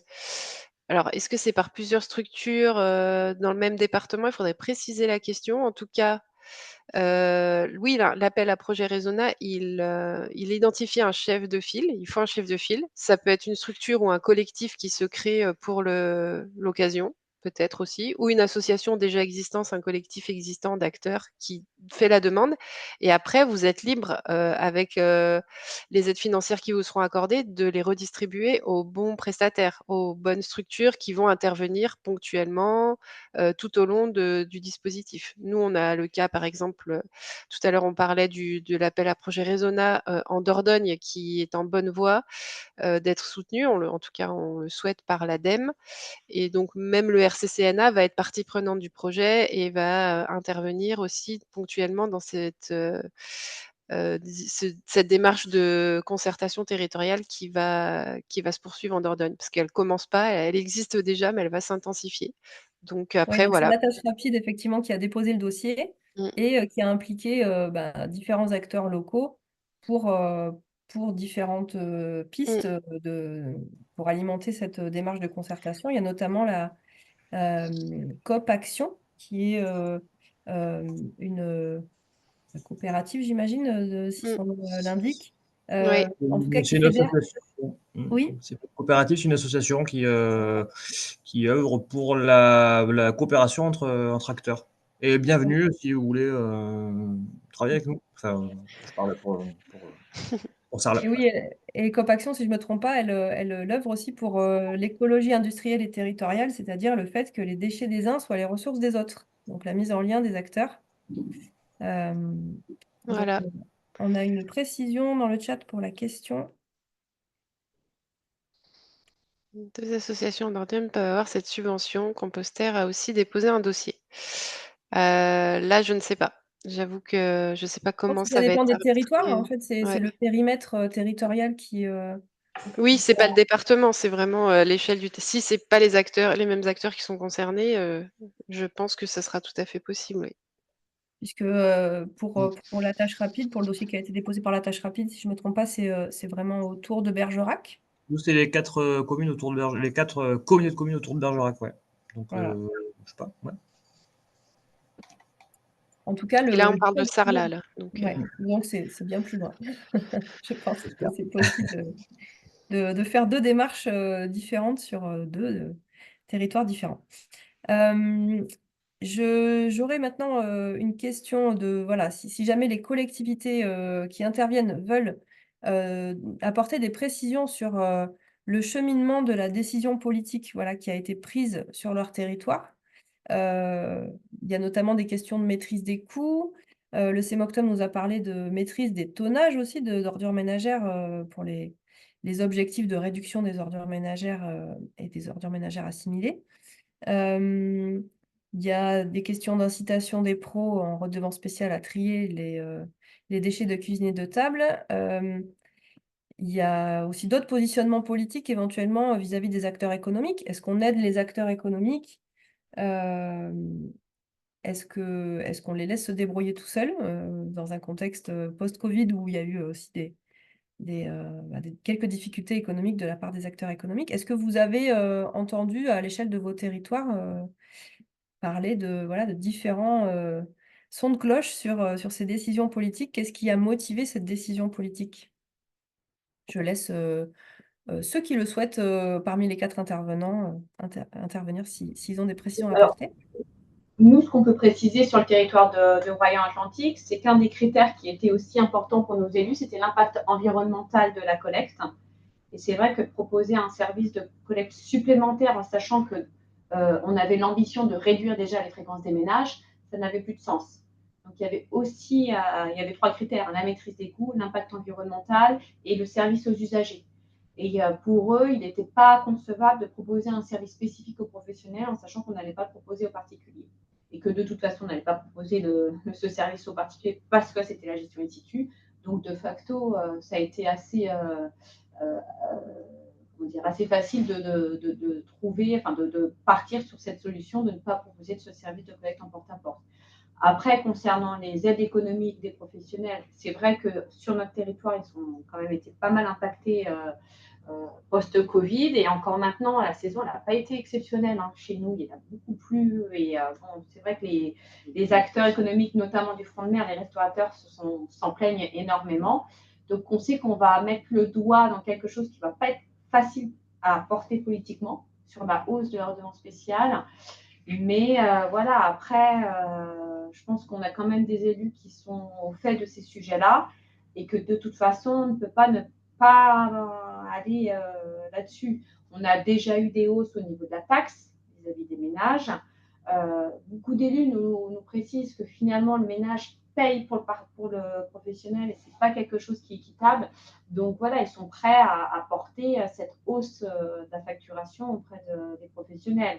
Je ne vous dis pas tous les élus, hein, mais en tout cas, certains élus en ont conscience. Et on travaille beaucoup avec nos collègues du DAVECO, justement, sur l'UIT, et ils sont au courant hein, qu'on a postulé à Raisonnable, qu'on va mener une démarche là-dessus. Donc, ça permet aussi pour eux de, finalement, à terme, guider les subventions vers des entreprises vertueuses, et ce n'est pas toujours le cas. Merci beaucoup, Christine, pour ce témoignage. Est-ce qu'il y a d'autres collectivités qui ont un ajout à faire par rapport aux stratégies, enfin, aux décisions des élus? Est-ce qu'il y a d'autres paramètres qui sont rentrés en ligne de compte pour cette décision? Moi, je veux bien préciser un petit peu. Donc, effectivement, on a décidé d'arrêter la collecte des pros. Pour autant, on continue de les accompagner sur du compostage. Donc, dans nos tarifs, par exemple, on a validé le fait qu'ils puissent acheter des composteurs chez nous. Alors, pour les particuliers, c'est subventionné par la collectivité, mais pour les pros, ils les ont quand même à prix coûtant. On leur donne accès à du broyat gratuitement. Pour chaque site de compostage en établissement, on a pris en charge la formation d'un référent de site pour essayer de cadrer quand même le compostage et s'assurer que ça se passe dans de bonnes conditions. Donc voilà, on essaye quand même de les intégrer dans notre politique en leur facilitant un peu le compostage. Donc voilà un peu pour ce que je peux compléter Oui, par vous rapport ne à ça. les avez pas laissés tomber, c'est-à-dire que Non, voilà, la collecte c'est s'est ça. arrêtée, mais ça veut dire il y a aussi la notion que depuis 2009, ces professionnels-là, pour vous, sur votre territoire, ben, ils avaient pris l'habitude de séparer les déchets à la source. Oui. Donc c'est très vertueux déjà d'avoir œuvré depuis cette date-là pour les biodéchets des pros. Et est-ce que vous avez une majorité de professionnels qui a continué à séparer les biodéchets et à trouver une autre solution? Alors du coup, les gros, donc maisons de retraite, hôpital, et cetera, eux sont partis sur de la collecte privée. Sur les petits producteurs, donc là, j'entends les artisans boulangers, les restaurateurs. C'est compliqué, je pense que tout est retourné dans les ordures ménagères. Et après, par contre, les établissements scolaires sont quasiment, enfin ceux qui étaient collectés sont quasiment tous équipés en composteur en établissement. Ceux qui ne le sont pas, c'est que techniquement, c'était pas possible. Il y a pas d'espace vert sur leurs établissements. Par contre, on ouvre aussi l'accès aux composteurs collectifs des particuliers. Donc voilà, les composteurs sur l'espace public partagé sont aussi accessibles aux pros.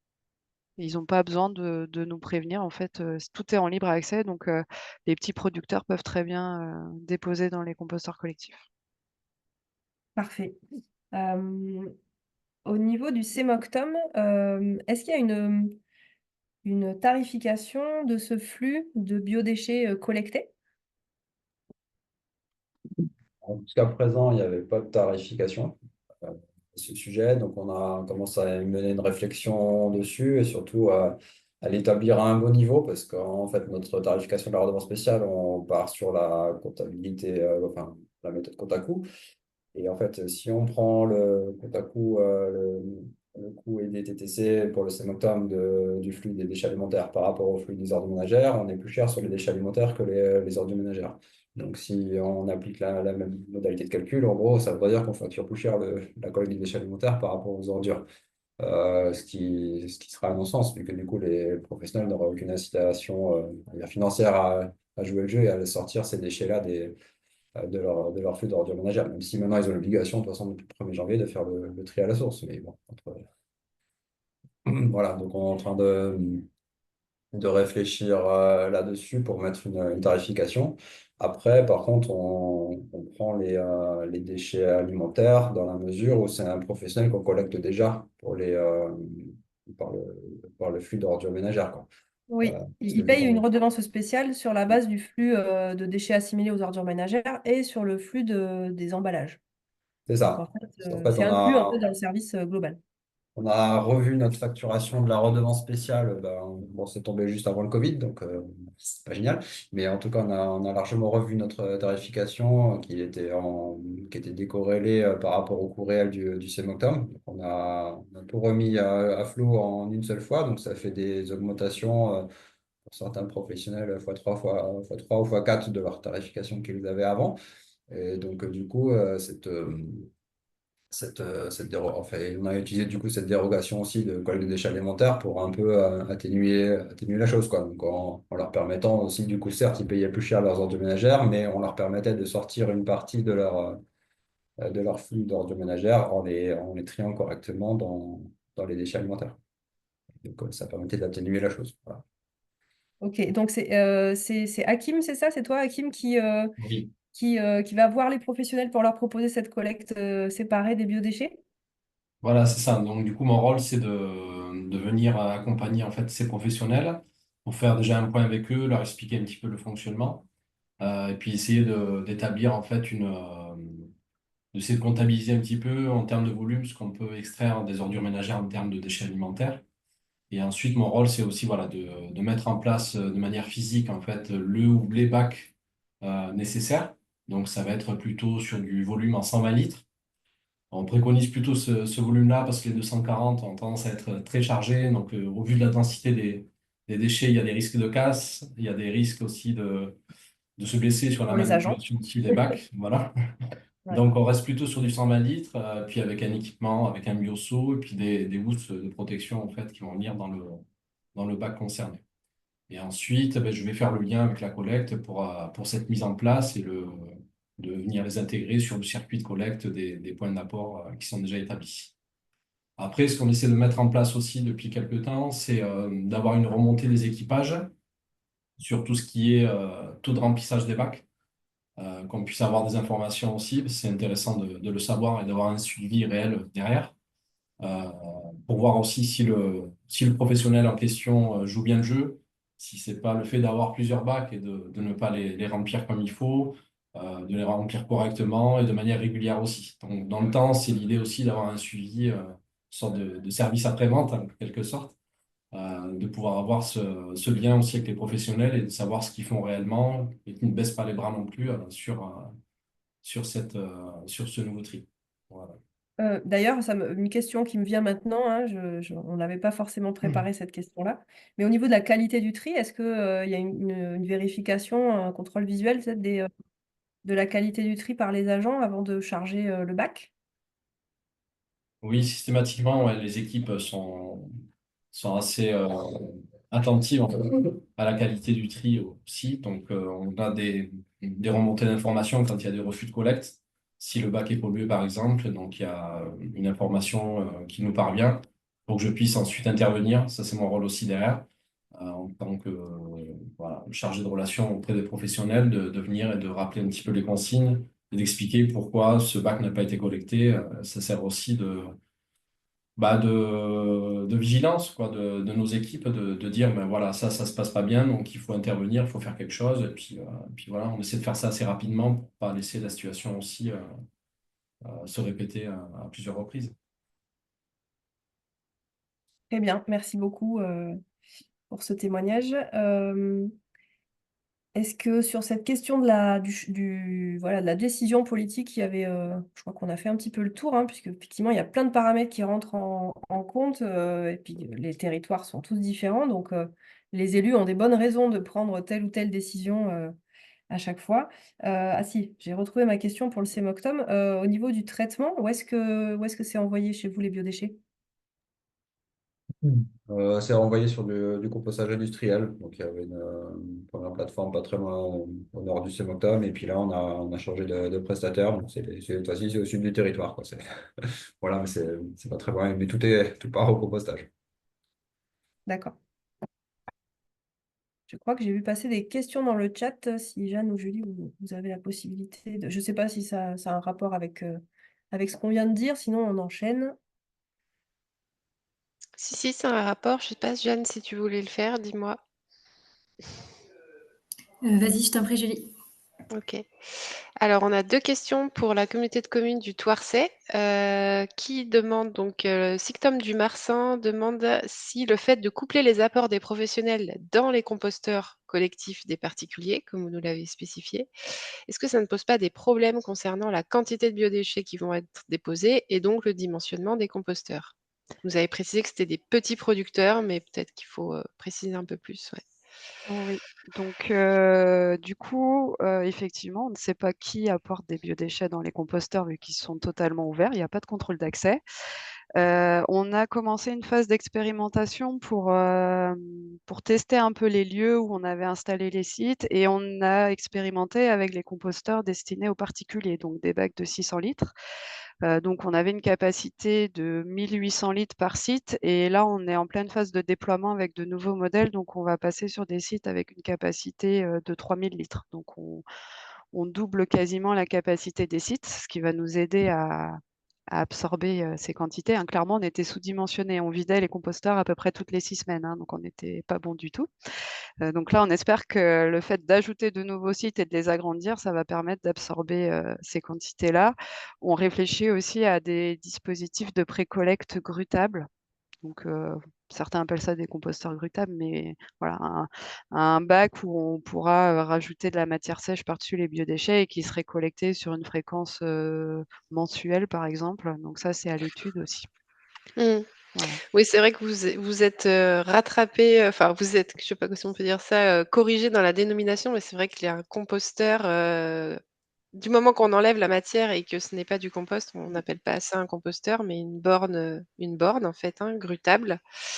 Mais la Donc c'est vrai différence que entre les une borne et un point d'apport que Alors du décrit coup, Marie, c'est l'apport de broyat en fait voilà, c'est ça. Nous, on maintiendrait l'apport de broyat pour absorber les jus et mmh, permettre une collecte moins fréquente.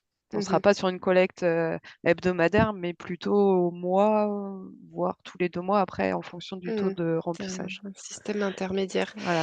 Et alors toujours sur cette question-là, on a, Sébastien, enfin 3 personnes du SICTOM du Haut-Béarn qui sont avec nous ce matin, qui demandent si les pros participent, au moment des retournements, mais en fait, vous faites pas nécessairement de retournement d'après ce que vous Alors, enfin, du coup, le suivi des composteurs collectifs est géré à 100 par la collectivité sur notre hypercentre. Et les composteurs les composteurs collectifs qui sont installés sur les autres communes rurales du territoire sont gérés par les agents des municipalités. Pour le compostage en établissement, par contre, voilà, on a formé un référent de site en interne, donc c'est en mmh. interne de l'établissement, donc ils sont autonomes sur le suivi de leur composteur. OK, donc vous êtes sur un modèle à la base où dans les composteurs, partagés collectifs, c'est un agent de la collectivité qui Oui, est il n'y a référent de pas de site, bénévole. OK. Mm. Donc de manière indirecte, vous prenez en charge les coûts de gestion des biodéchets des pros dans ce cadre-là, dans C'est ça, le dispositif que vous avez mis en place. OK. c'est ça. Très bien, il y a plein d'autres questions qui arrivent, donc je laisse, ma collègue les rajouter si c'est possible, à la suite. Il y en a une autre, toujours pour la communauté de communes du Touarçais, qui, dit donc: «Lorsque les gros producteurs ont été dirigés vers des entreprises privées, est-ce que, vous avez demandé une attestation aux professionnels pour s'en assurer?» Alors officiellement, j'ai pas demandé si elles avaient adhéré à un service privé. Par contre, j'ai eu l'occasion de discuter avec, les commerciaux des 2 entreprises privées qui collectent les biodéchets sur notre territoire et j'ai pu demander, les établissements qui avaient, contractualisé avec eux. Donc, je sais que les plus gros ont un contrat et les petits producteurs, n'en ont pas. Voilà. Mmh. Le coût pour un passage en collecte privée était multiplié par 3 quand même, entre 2 et 3 par rapport au Mmh. tarif qu'on appliquait. On avait un tarif, qui était quand même assez favorable au tri des biodéchets, donc forcément le passage à de la collecte privée, engageait un Mmh. surcoût, qui est pas négligeable, hein. Mmh. Marie, j'ai une question connexe à celle-ci par rapport aux prestataires qui collectent actuellement les déchets sur ton territoire, les gros producteurs. Mmh. Quand la collecte était assurée par le service public, que faisaient ces entreprises-là? Est-ce qu'elles se sont positionnées après, à partir de 2023, ou est-ce qu'elles avaient déjà une activité liée à la collecte des biodéchets de 2009 à 2023? Alors on a les 2 cas de figure. On a ReFood qui collectait déjà, notamment les supermarchés parce ils ont un déconditionneur. Donc ils collectaient en barquette, hein, pour les grands supermarchés, de notre territoire et on a Branjon qui a mis en place une collecte, une fois qu'ils ont su qu'on arrêtait la nôtre D'accord, et merci. qui, eux, collectent plutôt en vrac, qu'en barquette. OK, toujours sur cette question de mélanger les apports, professionnels, à des apports des ménages, pour, bien clarifier la réglementation, on a, Sictom du Haut-Marsan, je crois, qui nous demande si les pros n'ont pas un souci de traçabilité du fait de déposer dans un composteur collectif. Est-ce qu'ils sont, soumis à une traçabilité, particulière par rapport à des ménages? Alors moi, l'info, je ne la connais pas, hormis, tout ce qui est déchets crus de viande où là, ils ont leur filière, dédiée, hein. Je pense notamment aux bouchers ou aux charcutiers. Nous, déjà, on refusait ces catégories-là dans notre collecte avant. Donc, voilà. J'ai pas plus d'infos Et là-dessus. Aurélie, tu en as toi? Sur la Euh, réglementation? Excusez-moi, j'étais en train de lire la suite. Ouais. J'ai Sur, décroché quelque chose. pas de souci, parce que bon, je pense avoir une réponse, mais je suis pas spécialiste. Donc est-ce que la réglementation, elle permet tout à fait le mélange d'apports de biodéchets professionnels avec ceux des ménages dans le cadre d'un composteur partagé. Ce qui a une traçabilité qui serait demandée en plus à des professionnels qui fait que ce serait pas vraiment possible ou pas, ou c'est Non, tout à fait. si un professionnel participe à un site de compostage de proximité, il a tout à fait le droit, pourvu qu'il n'apporte pas effectivement de déchets spécifiques. Donc, il faut qu'on soit vraiment sur des restes de cuisine et de table. Donc, il faut que ce professionnel ait une cuisine et des tables, ou des tables. Effectivement, les bouchers, on n'est pas sur des restes de cuisine et de table. On est sur des sous-produits animaux d'une autre catégorie que la catégorie 3. Donc, catégorie 1 et 2 qui sont traités différemment que les sous-produits animaux de catégorie 3, que sont les restes de cuisine et de table. Mais ça, les Donc c'est tout bouchers à sont fait très possible. Et conscients de mais leur c'est vrai que c'est distribution. bien de le dire parce que souvent, peut-être qu'on se bloque, on se met des freins en pensant qu'on ne peut pas mélanger ces deux types d'apports avec des pros et des ménages dans un composteur collectif, alors que c'est possible. Alors, Pierre a levé Alors, la main. Et après, je crois que j'ai vu Pascal aussi qui levait la main, peut-être pour apporter une précision là-dessus. Moi, je voulais te dire, oui, effectivement, ça me pose pas de problème. Enfin, je pense que ça pose pas de problème de mélanger des déchets des pros et des particuliers. Mais la collectivité qui a la compétence demande quand même aux pros de pouvoir prouver qu'ils ont une collecte séparée. Donc, comment vérifier Ça qu'un pro dépend. va bien, Tu vois, va Marie, bien Marie de la collectivité du Toircé, voilà, il ne demande pas spécialement, enfin, en tout cas, Bah, si, la loi, officiellement, une demande de cette part. Et les pros peuvent participer au site de compostage collectif. oui, mais la loi oblige la collectivité à s'assurer de ça quand même. Bah, on doit proposer une solution, mais pour moi, on n'est pas censé vérifier que la solution, elle est utilisée, en fait.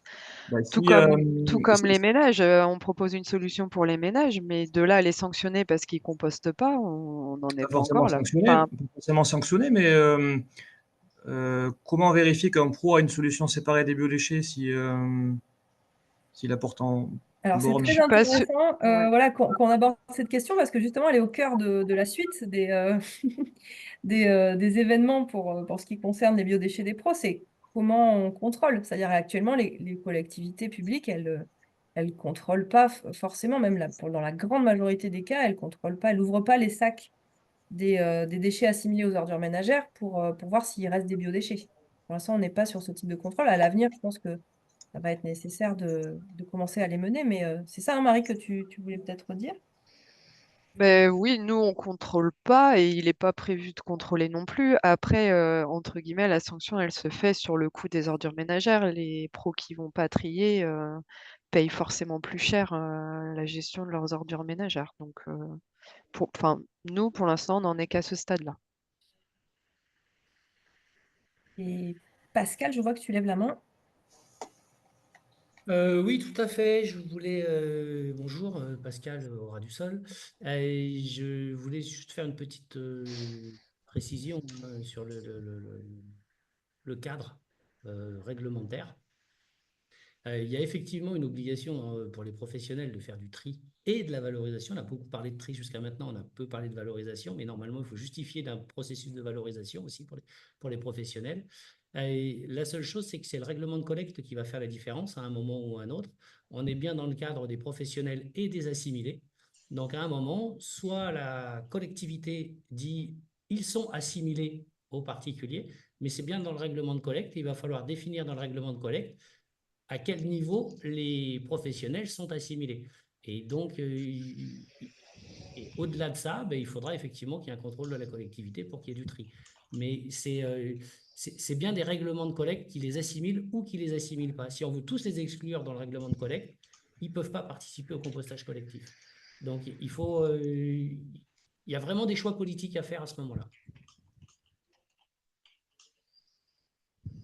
Ok, est-ce qu'il y a d'autres questions? Merci, Pascal.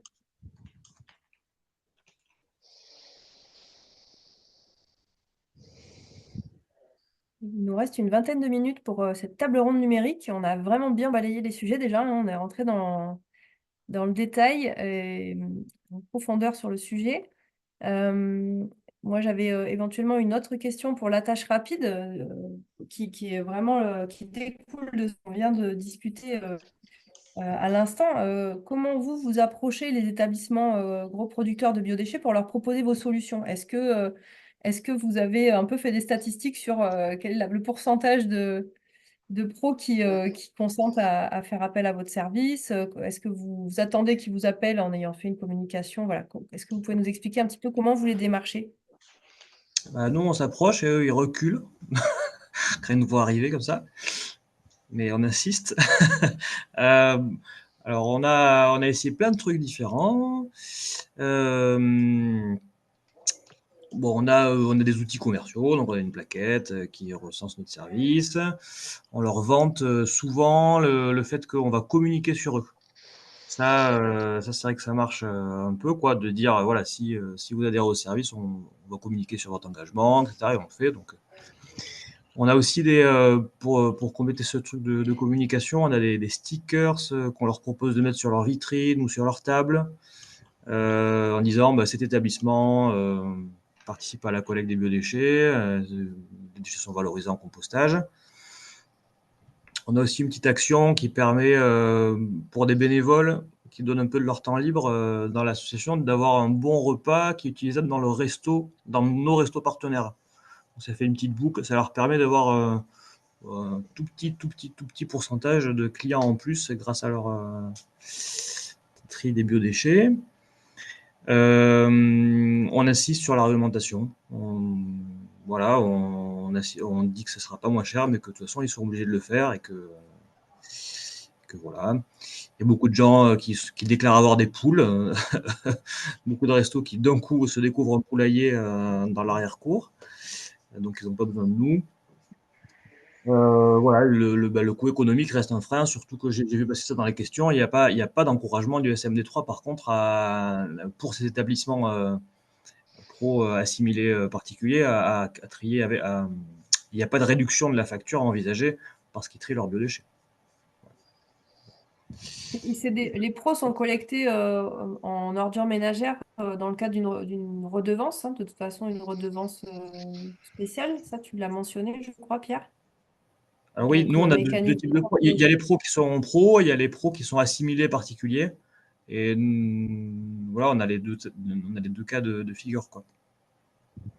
Et comme ils font appel à votre service, il y a moins de déchets dans la poubelle noire et donc ils payent moins cher normalement, non? Oui, mais notre service est payant. Oui, mais et donc c'est plus cher. D'accord, oui, d'accord. La collecte des ordures ménagères, la collecte publique au niveau des assimilés aux ordures ménagères, il y a une petite baisse du tarif, du coup, du fait qu'ils fassent le tri. Mais comme vous facturez le service, voilà, l'un dans l'autre, c'est à la différence. Exactement. À la différence aussi qu'ils ont un resto, pour nous, de tête, c'est 16 apports par an. 16 ouvertures de bornes 2 fois 30 litres. Et ça ne correspond pas du tout à ce que génère un restaurant. Il est largement au-dessus, quoi.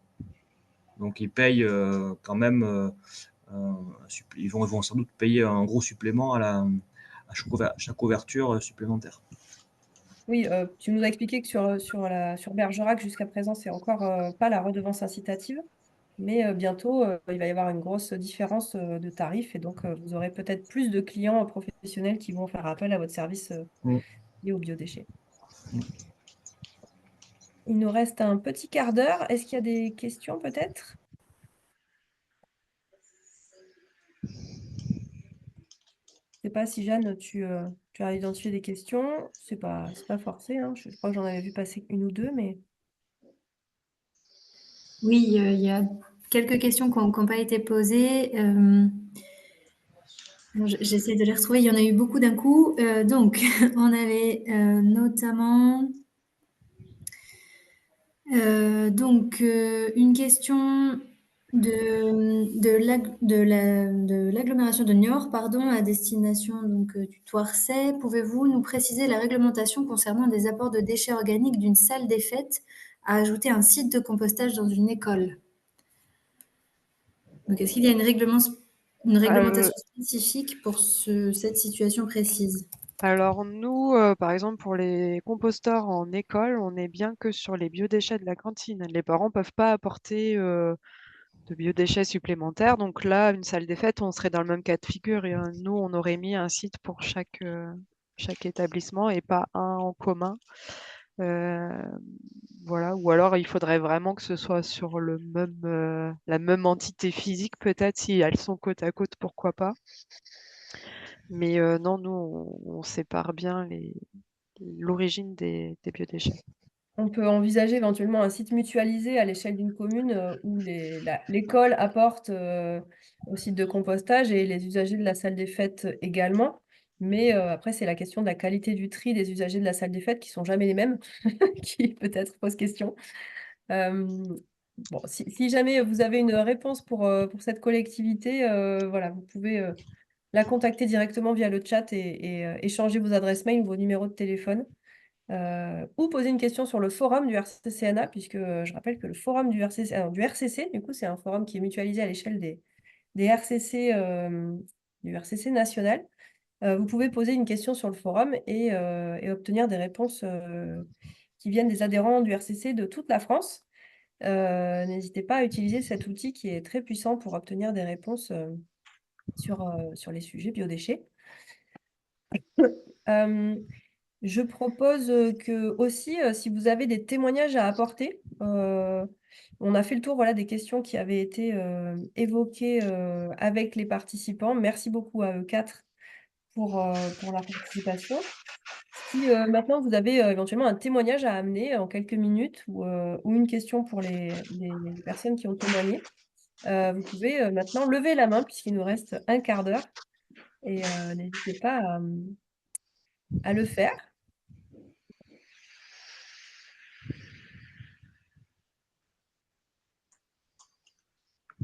Je sais que l'heure du repas approche.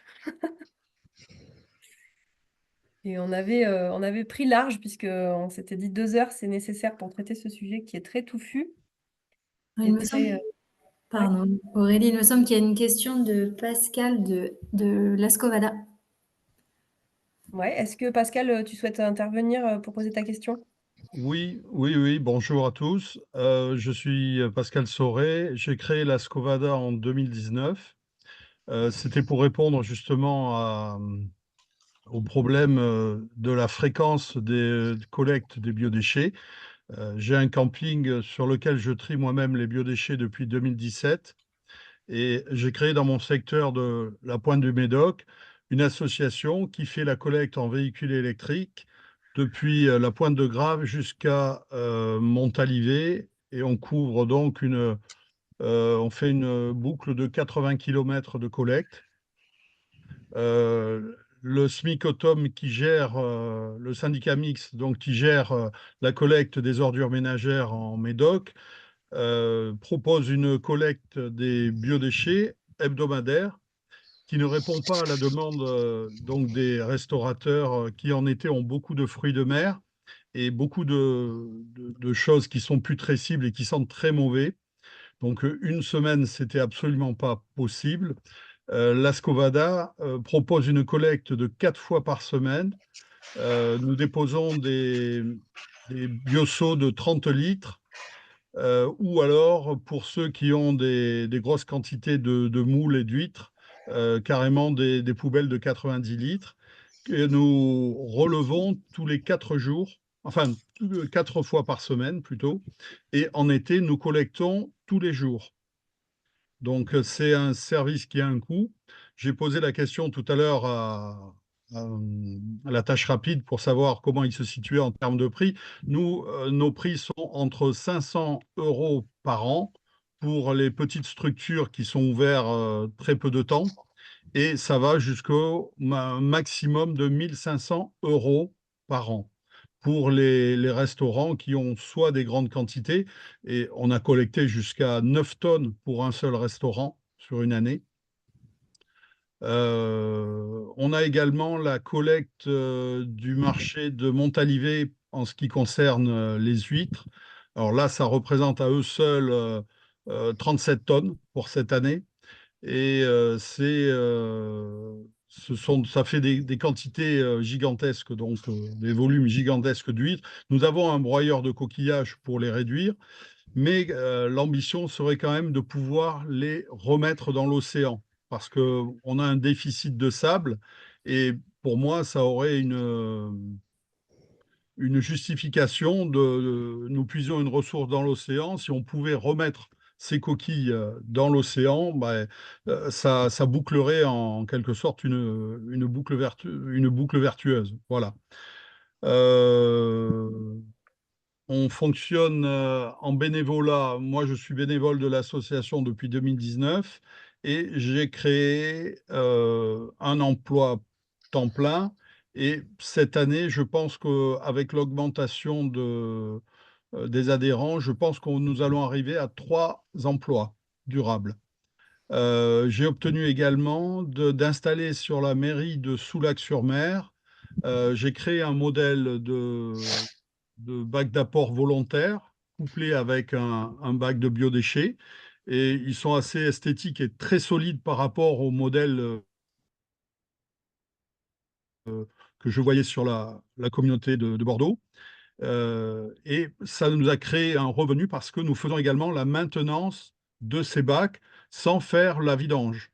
C'est-à-dire que ce sont les services techniques qui font la vidange, mais nous contrôlons que le système de compostage fonctionne bien et qu'il n'y a pas de dépôt intempestif de plastique ou autre. Voilà. Donc, c'était juste l'intervention Parfait. que je voulais faire. Merci beaucoup pour ton témoignage, Pascal. Donc, une belle complémentarité entre l'initiative privée qui est la tienne et puis l'action de la collectivité. On a Pierre qui voulait compléter, Pierre, de la tâche rapide. Oui, j'ai un petit truc à dire juste, Oui. parce que je ne sais pas si les gens connaissent l'AREC. Alors, j'ai zappé l'acronyme. AREC C'est Nouvelle-Aquitaine. l'observatoire, c'est l'Observatoire des déchets de Nouvelle-Aquitaine. Je ne suis pas sûre que l'acronyme corresponde. En tout cas, c'est. Oui, c'est ça. Ça ouais. marche pas. Bon, ils ont AREC, sorti un chiffre l'autre jour, ils ont sorti une plaquette sur les biodéchets et ils disent quand même qu'il y a quand même 700 000 tonnes de déchets alimentaires en Nouvelle-Aquitaine et dont 70% sont enfouis encore, quoi. Donc voilà, pour un petit chiffre, c'est pas mal, je trouve. Voilà, c'était pour Merci. Il y a encore du boulot. Merci, Pierre. Pascal, tu souhaitais intervenir à nouveau? Je souhaitais poser une question. On a beaucoup parlé de collecte.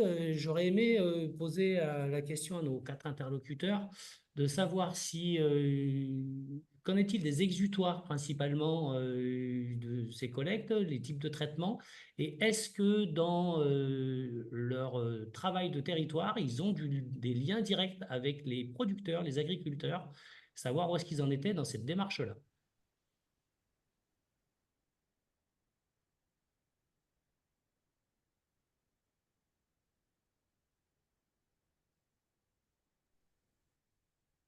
Si j'ai bien compris, c'est pour moi la question, c'est ça?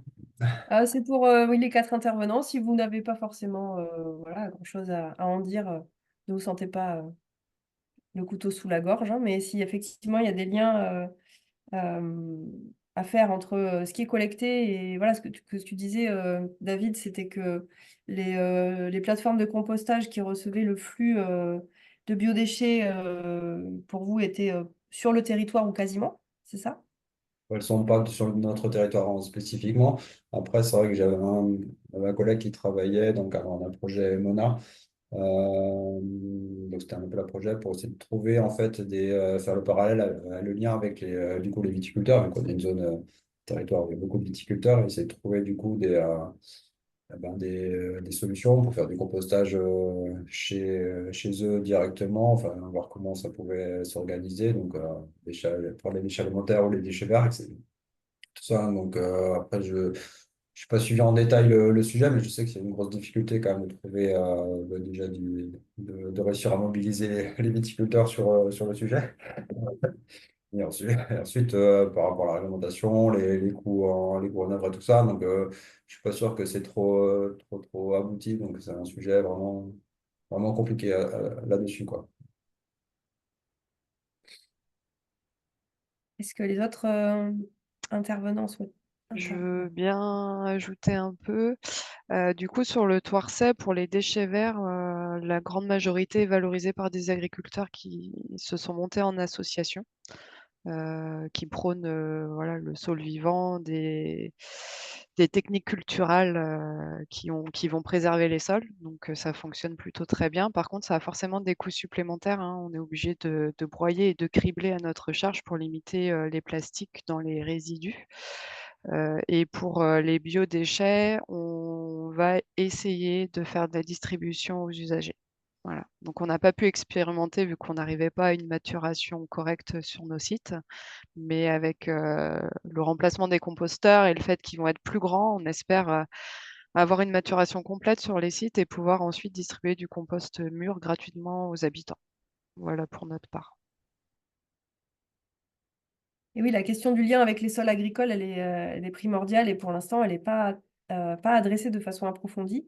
Ça fait partie des chantiers que le RCCNA souhaite, sur lesquels on souhaite travailler dès début 2025 et pour ça, se rapprocher aussi des autres réseaux du compostage, dont Compost in situ, puisque dès qu'on a des micro-plateformes territoriales de compost, c'est vraiment intéressant de réfléchir au retour au sol agricole de qualité, puisque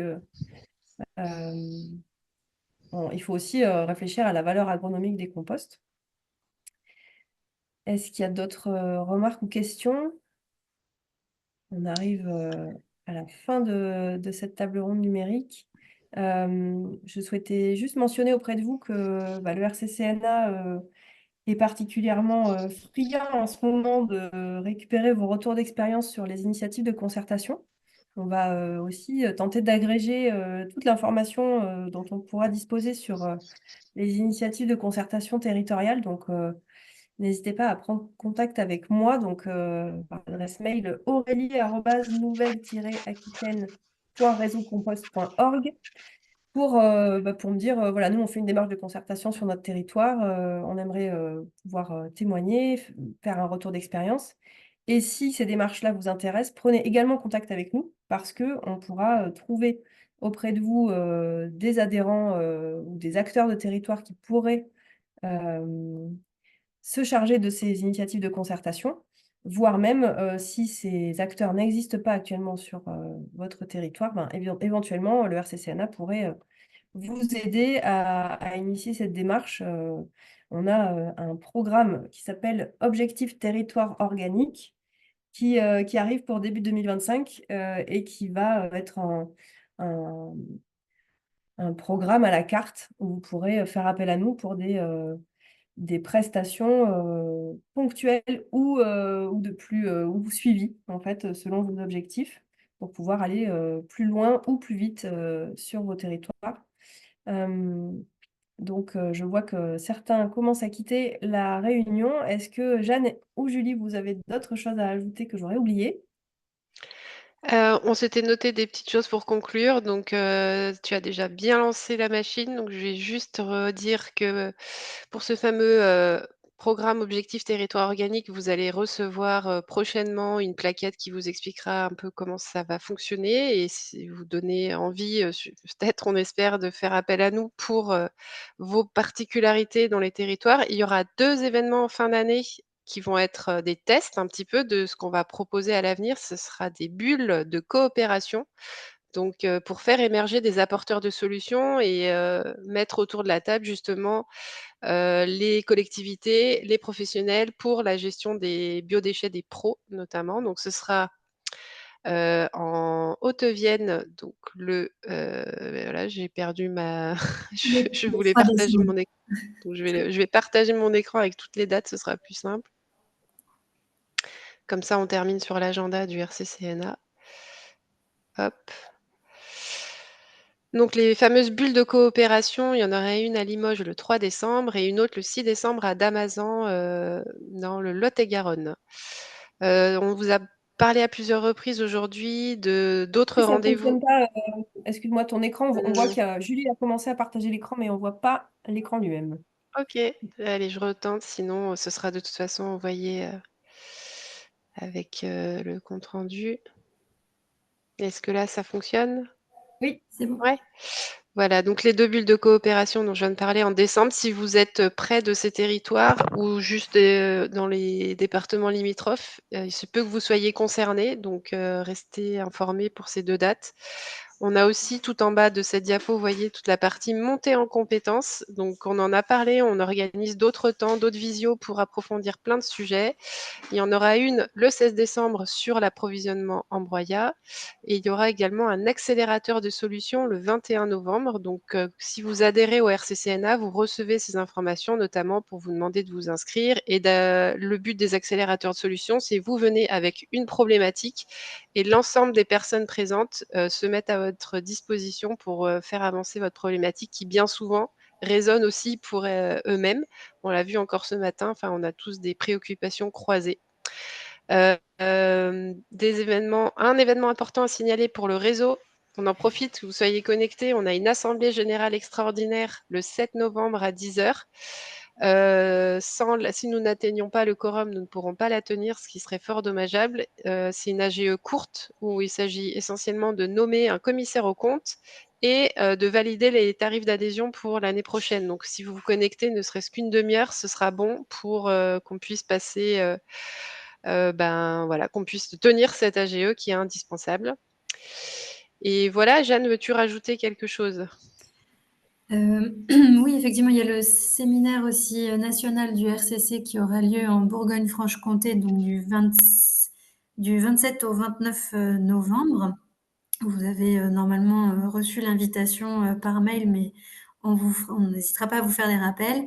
Et puis peut-être pour conclure, on est sur les derniers jours de la fête du sol vivant, donc n'hésitez pas à communiquer sur les événements sur vos territoires qui vont clôturer cette deuxième édition.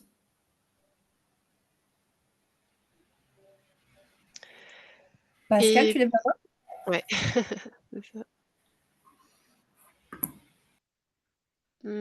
A priori, il l'a baissé. Bon, on a essayé de compiler vos questions-réponses dans un document, donc on va se concerter un peu en équipe pour voir si ça peut être utile qu'on vous renvoie ces réponses, sachant que bon, ce webinaire est accessible en replay aussi.